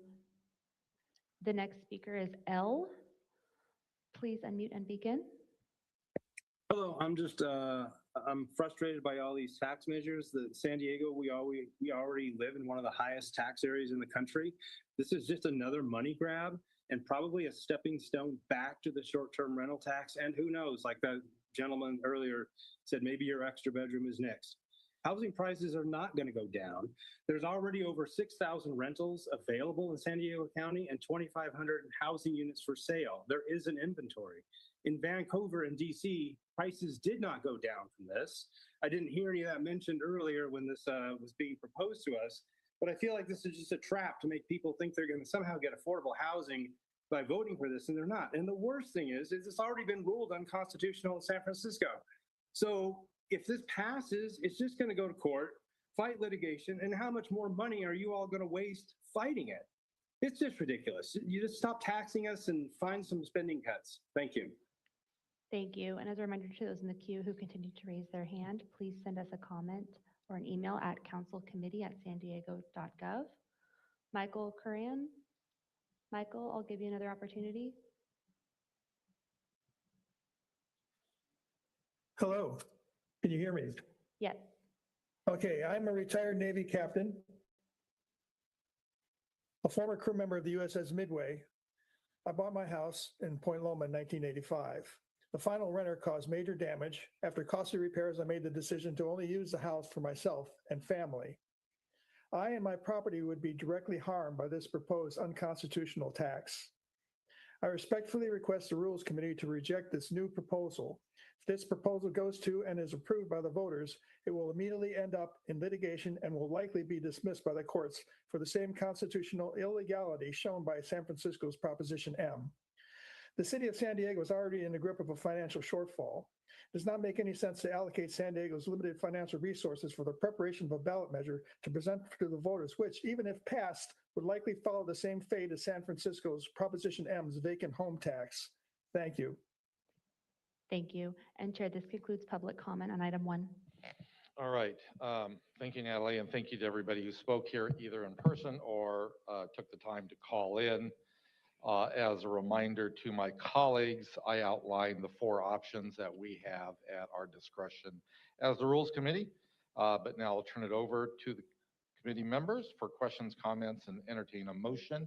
And we'll start with Councilmember Elo-Rivera. All right. Thank you, Council President. And thank you to everyone who participated today. I want to say a special thank you to Maya and Molly on my team, as well as Ben and the whole D9 team for the enormous amount of work that they've put into this. And again, thank you to the IBA, the Treasurer's Office, and certainly the City Attorney's Office once again. I do want to start with a little bit of housekeeping just to make sure that there's total clarity for my colleagues in terms of what we're asking to move forward. To that end, I also want to say thank you to my colleagues for providing feedback that was actionable during our last conversation. You know, obviously, I would have liked the vote to go a different way, but that doesn't mean that the conversation itself wasn't productive and didn't lead us into a place where we could actually turn that conversation into action. So thank you for those of you who did that. The first thing I wanted to draw attention to, Maya said this, but I just want to reiterate it. 2 things that we intend to have explicitly laid out if this were to move to full council. First is the exemption for Tier 3 and Tier 4 short-term vacation rental license holders. This committee was loud and clear about not wanting to see those included. We'll make sure that there is language that speaks to that.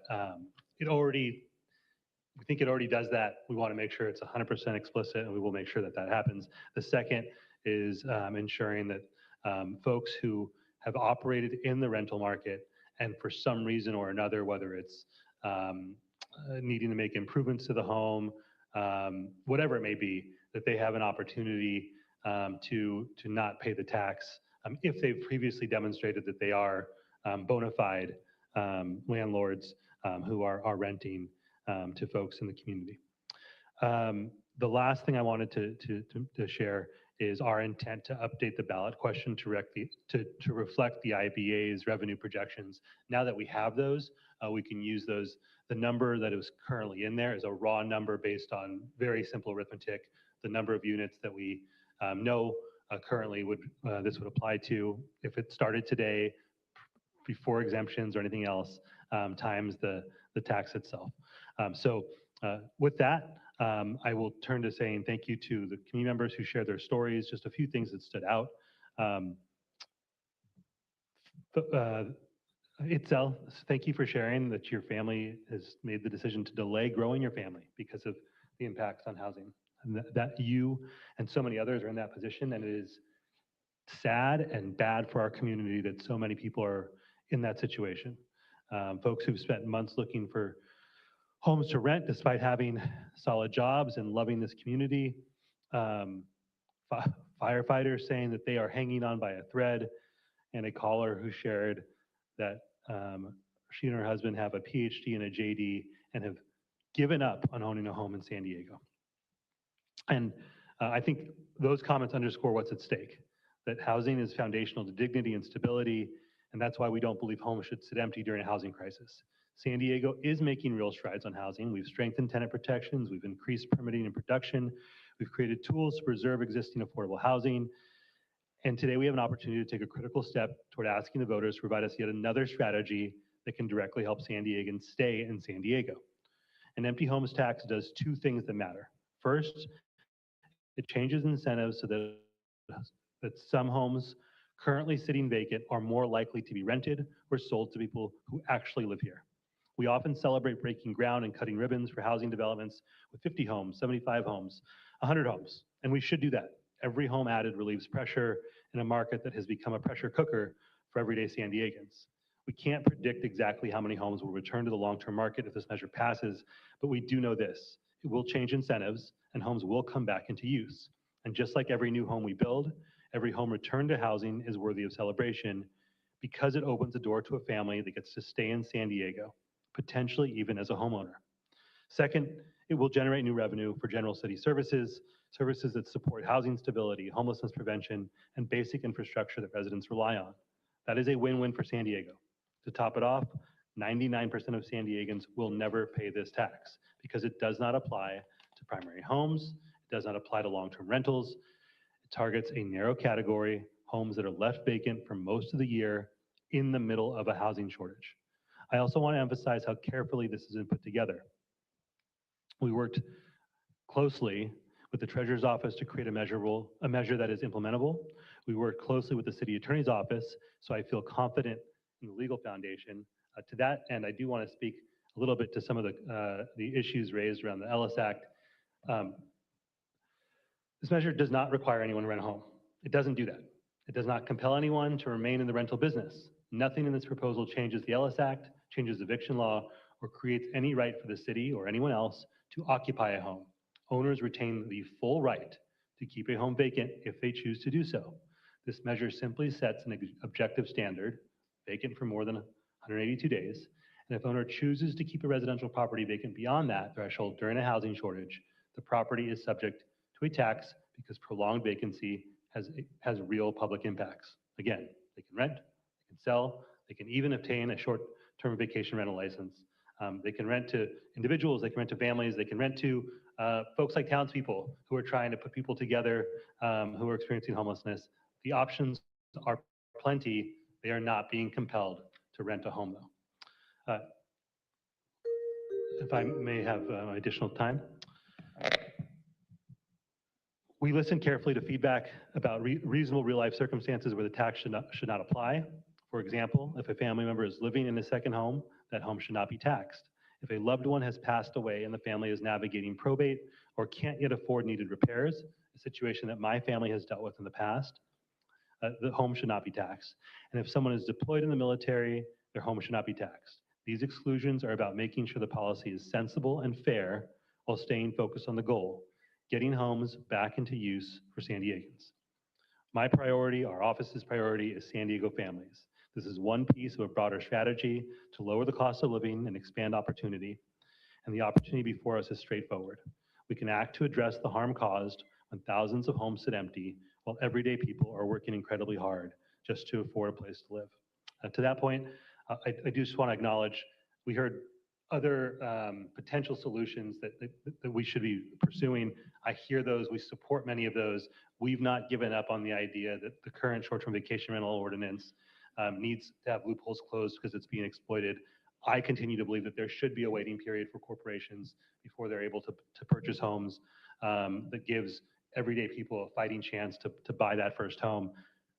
But we have an opportunity to act today and act in a way that really will benefit San Diego in multiple ways. With that, I move staff recommendation, Council President. Thank you.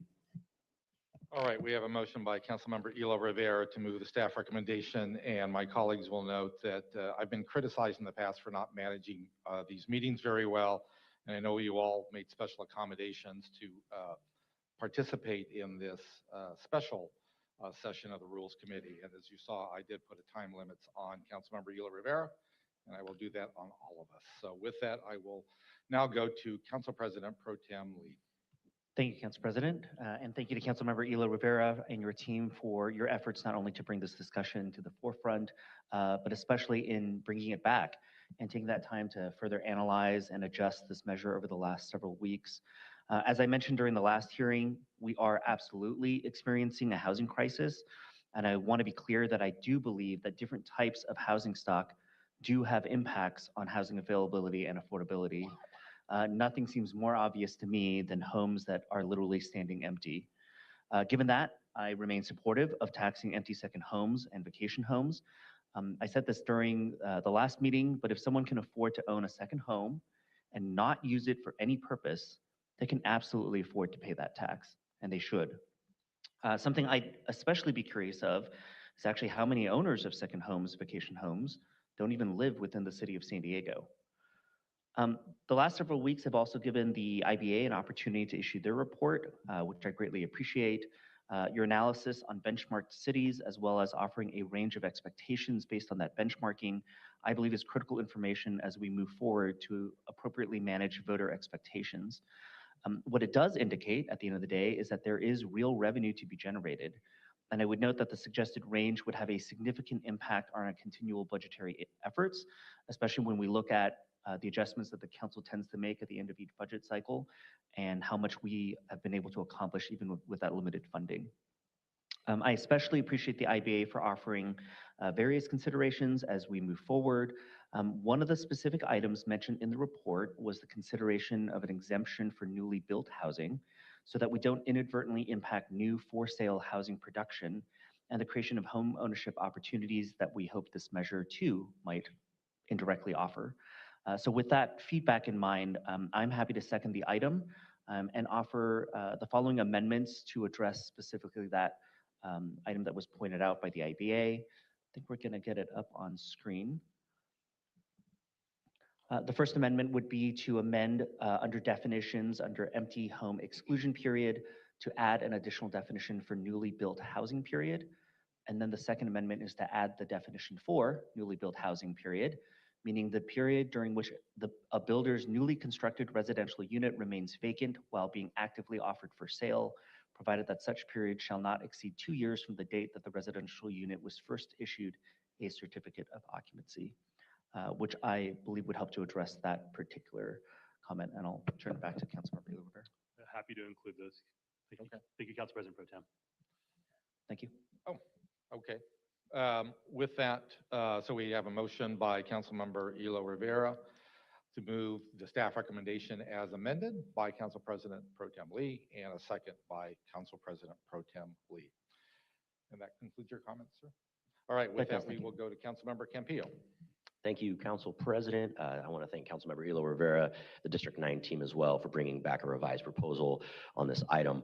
When the proposal was first discussed last October, I had noted that I was open to a vacancy tax. At that point, I stated that a second home simply used as an inactive piece of an investment portfolio without creating any business, jobs, or cash flow had minimal economic productivity. So a narrowly tailored vacancy tax might achieve the goals that we are aiming for. And so I appreciate that this has come back today. And last time this issue was discussed, I had raised some concerns about how the previous version of the policy would impact everyday San Diegans. And I appreciate that the amount of people impacted by this proposal is far, far less than what it was last time. And I think that this is a good example of how local governance ought to be, collaborative, listening to input, and the proposal today shows us that. And urgency does not mean we abandon diligence or rush ideas. My opinion, this is a really good example of how policy should get to where we are today, and it's back again at committee. Obviously, we disagreed and debated heavily the last 2 times, but now here we are with something that's far more narrowly tailored. So what we have today is a step in the right direction. I do have a few concerns still, but I would like to get into some depth. I think that I heard a couple callers say some things that I think we need to dissuade the public of. From a purely mathematical point of view, I think this policy will bring in revenue. Someone said that the proposal will raise the cost of housing. I respectfully disagree. How could a home that is empty and generating no potential economic activity drive up the prices when putting the unit on the market would create more competition for housing and thereby lead to a lower or at least stable price. That comment I found to be completely ungrounded. I do have legal concerns about the structure of the tax. Whenever we are introducing a tax or a fee, we have to connect the charge to the impact of the behavior we are focusing on. And if we don't, we risk due process challenges. Several people have pointed out the issue with a case from San Francisco. So I do have some questions for the city attorney. First, I have a question for the staff. I noticed that one of the final slides pointed out updates that might be coming regarding tier 3 and tier 4 short-term vacation rentals being excluded. Is that part of that's not part of the motion as it stands right now, but I'm wondering, will that exclusion be part of the definition of what an empty home is, or will that be listed as an exemption under a different section of the ordinance itself? Thank you, Councilmember. Deputy City Attorney David Powell. My understanding is that's going to be specifically excluded from the definition of what a residential unit is, rather than an exclusion period. The exclusion periods can be added together to equal up to more than 182 days. So that would just be a wholesale exemption, more or less, from the Understood. So the definition of empty home, whenever we see this at full council, will say tier 3 and tier 4 are not part of the definition of empty home. That is correct. Okay, thank you. I do have a question about the fee itself. We've seen various versions of the fee. First, it was $5,000 for a room. Now it's $8,000 to $10,000 per home, $4,000 to $5,000 more if it's a corporate-owned home. Is there? Can either staff or the city attorney please explain how that number was derived and what the nexus is between that figure and the harm that's caused by vacancy on the rental or homeowning market?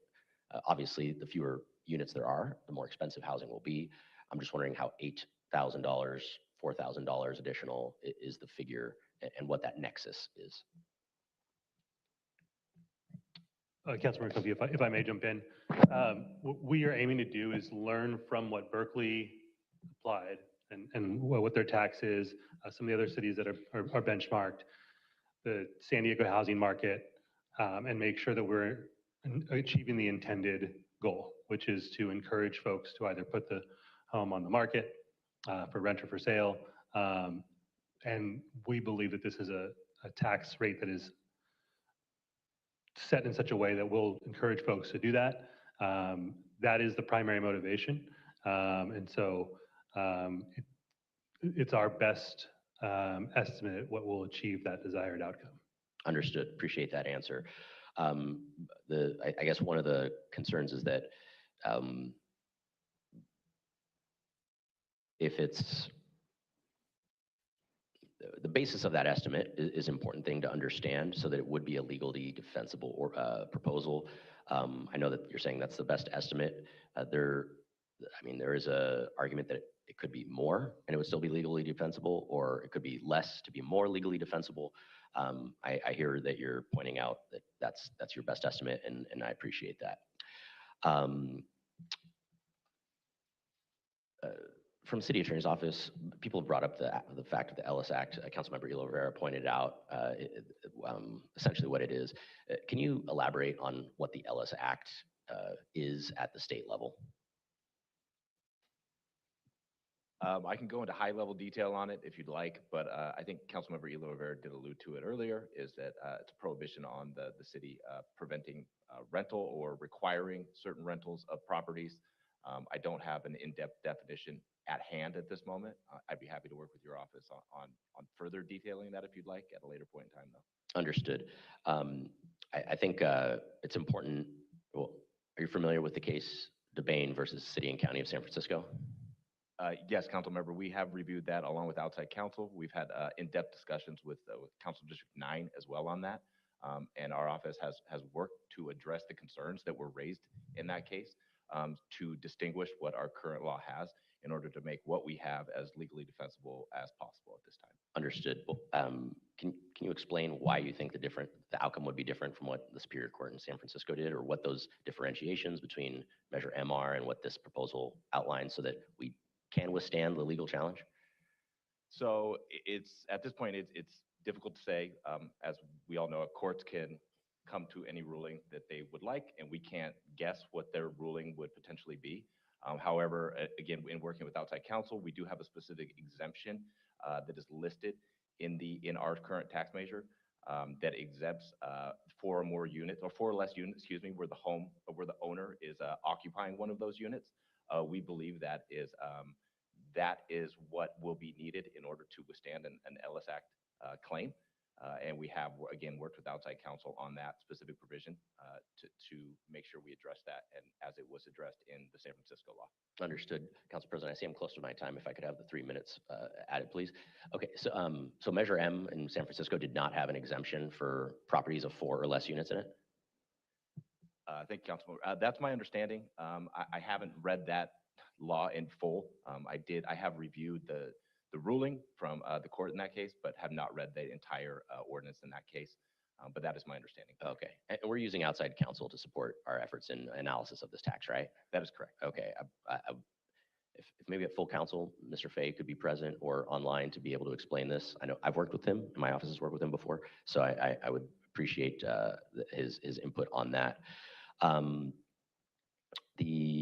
Just really quickly on that point, does that exemption mean that single family homes on a property, because they do not have 4 units on that property that are empty second homes, are exempted by this law, or are single family homes that are empty going to be taxed or exempted? The way you phrase it right now, it sounds like you're saying that essentially condo buildings and landlords of apartments that are keeping units open or vacant are going to be taxed. But correct me if my impression is wrong. So, so give me a second here if I can. So my understanding is that the way it's structured is if a homeowner on their property has 4 or less units, including ADUs, and they live in one of those units, they would be exempt from the law. I see. Okay. So if there's a single family home that doesn't have the person using it as a primary residence, it would be taxed. Got it. Okay. Thank you for clearing that up. From the IBA, a question based on what I've heard someone from the public ask, it's leading down this line of questioning. How many short-term vacation rental licenses are still available under our current system? Do we know? For tier 3, it's unlimited. And for tier 4, I'd have to look it up. Tier 3 is unlimited? I thought it was 1% Tier for 1 planning and areas. 2 are unlimited. Tier 3, there's still remaining licenses. Tier 4, there's no more left. That's right. So in tier 3, how many do we have? Do we know? I'll have to work with the treasurer's office to get a number. I can jump in. Please. The current amount that are remaining is around 900 something, I think 950. Okay, understood.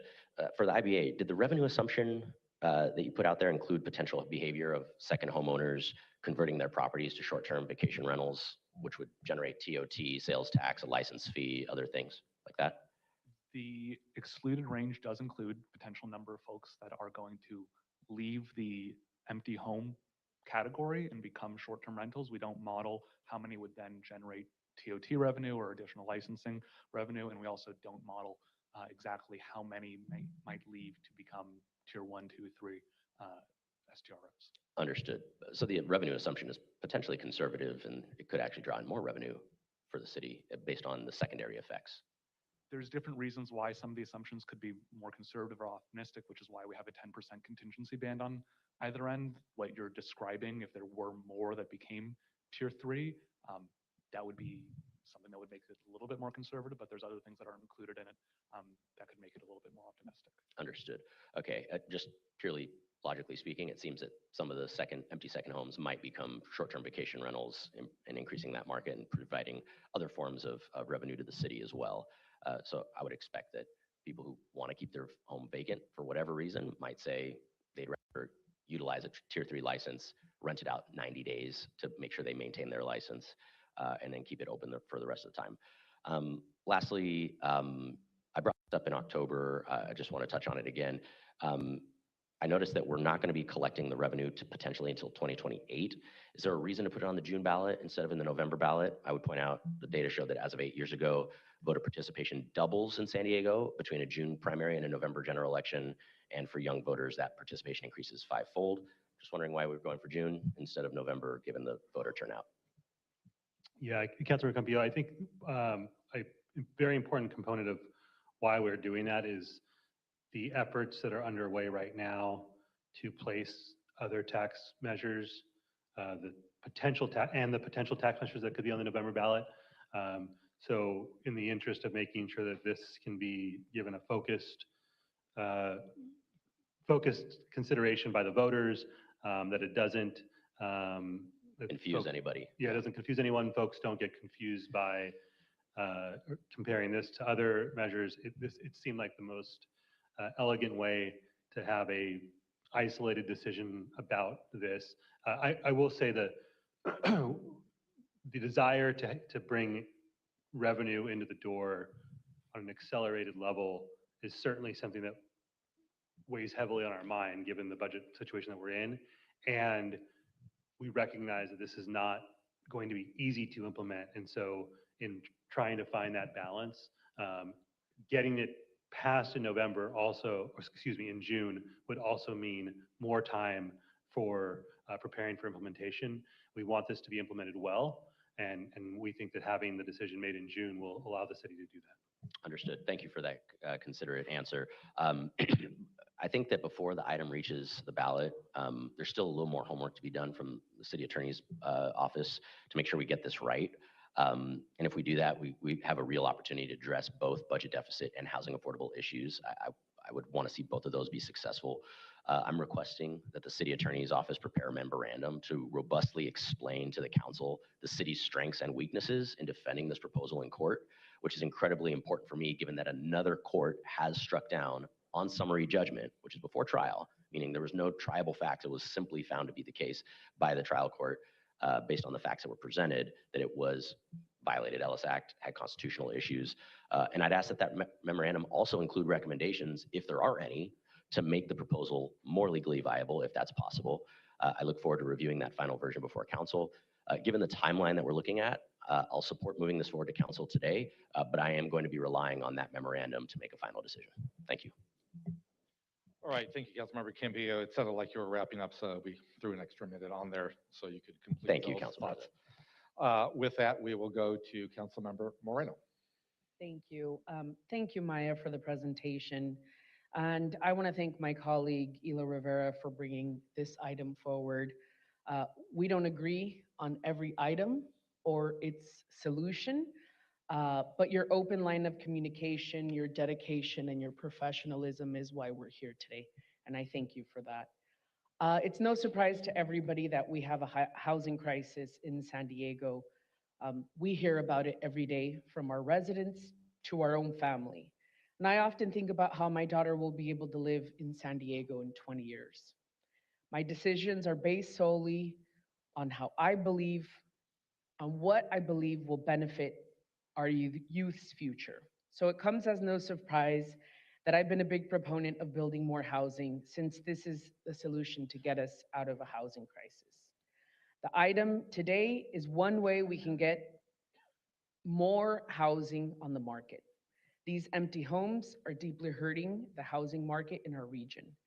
Currently, in the county of San Diego, there are 20,227 empty homes.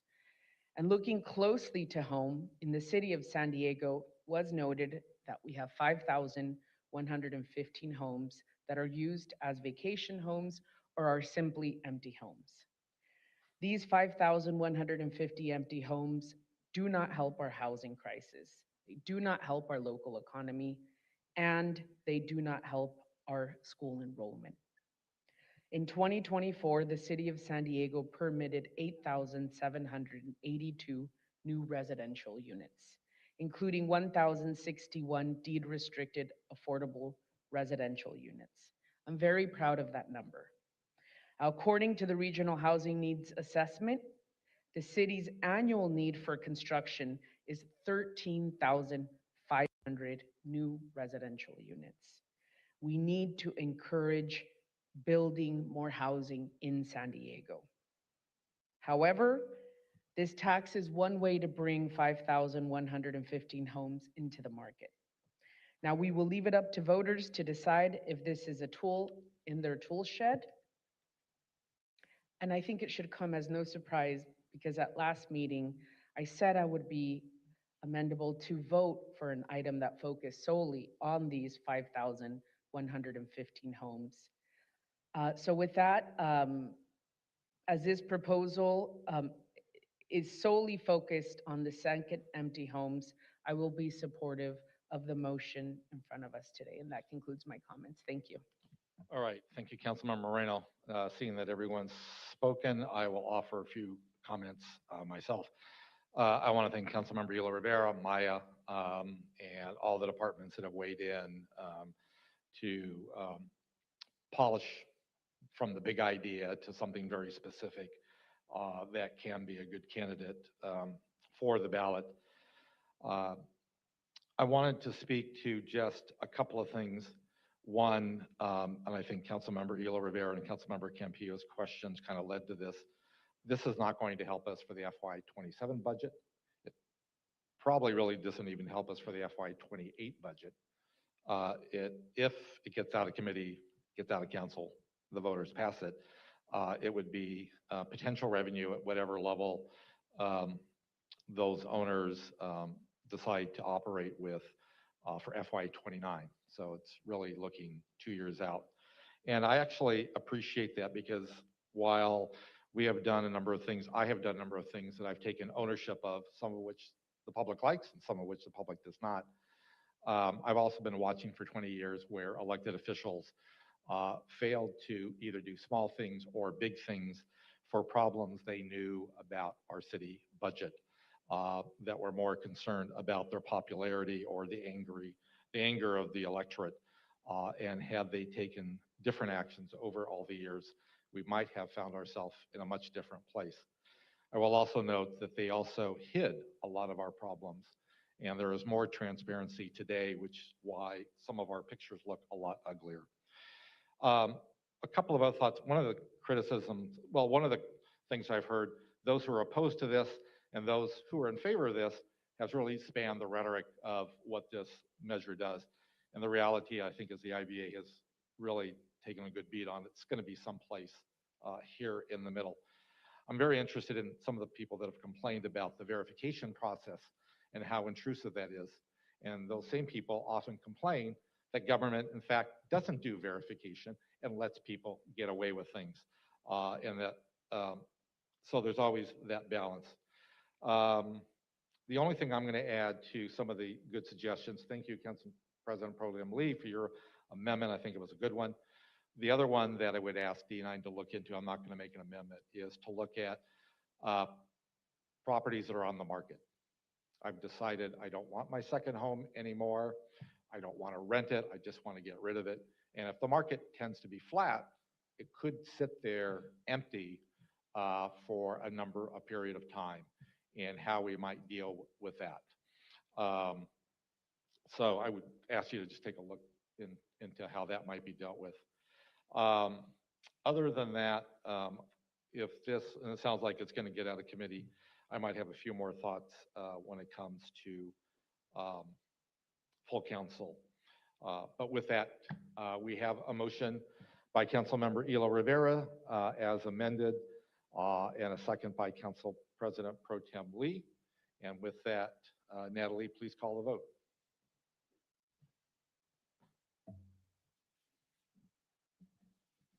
And the motion passes unanimously, 5-0. Great. That brings us to the end of today's agenda. I will now adjourn this special meeting of the Rules Committee until the next regularly scheduled meeting to be held Wednesday, March 18, 2026 at 9 a.m. We are adjourned.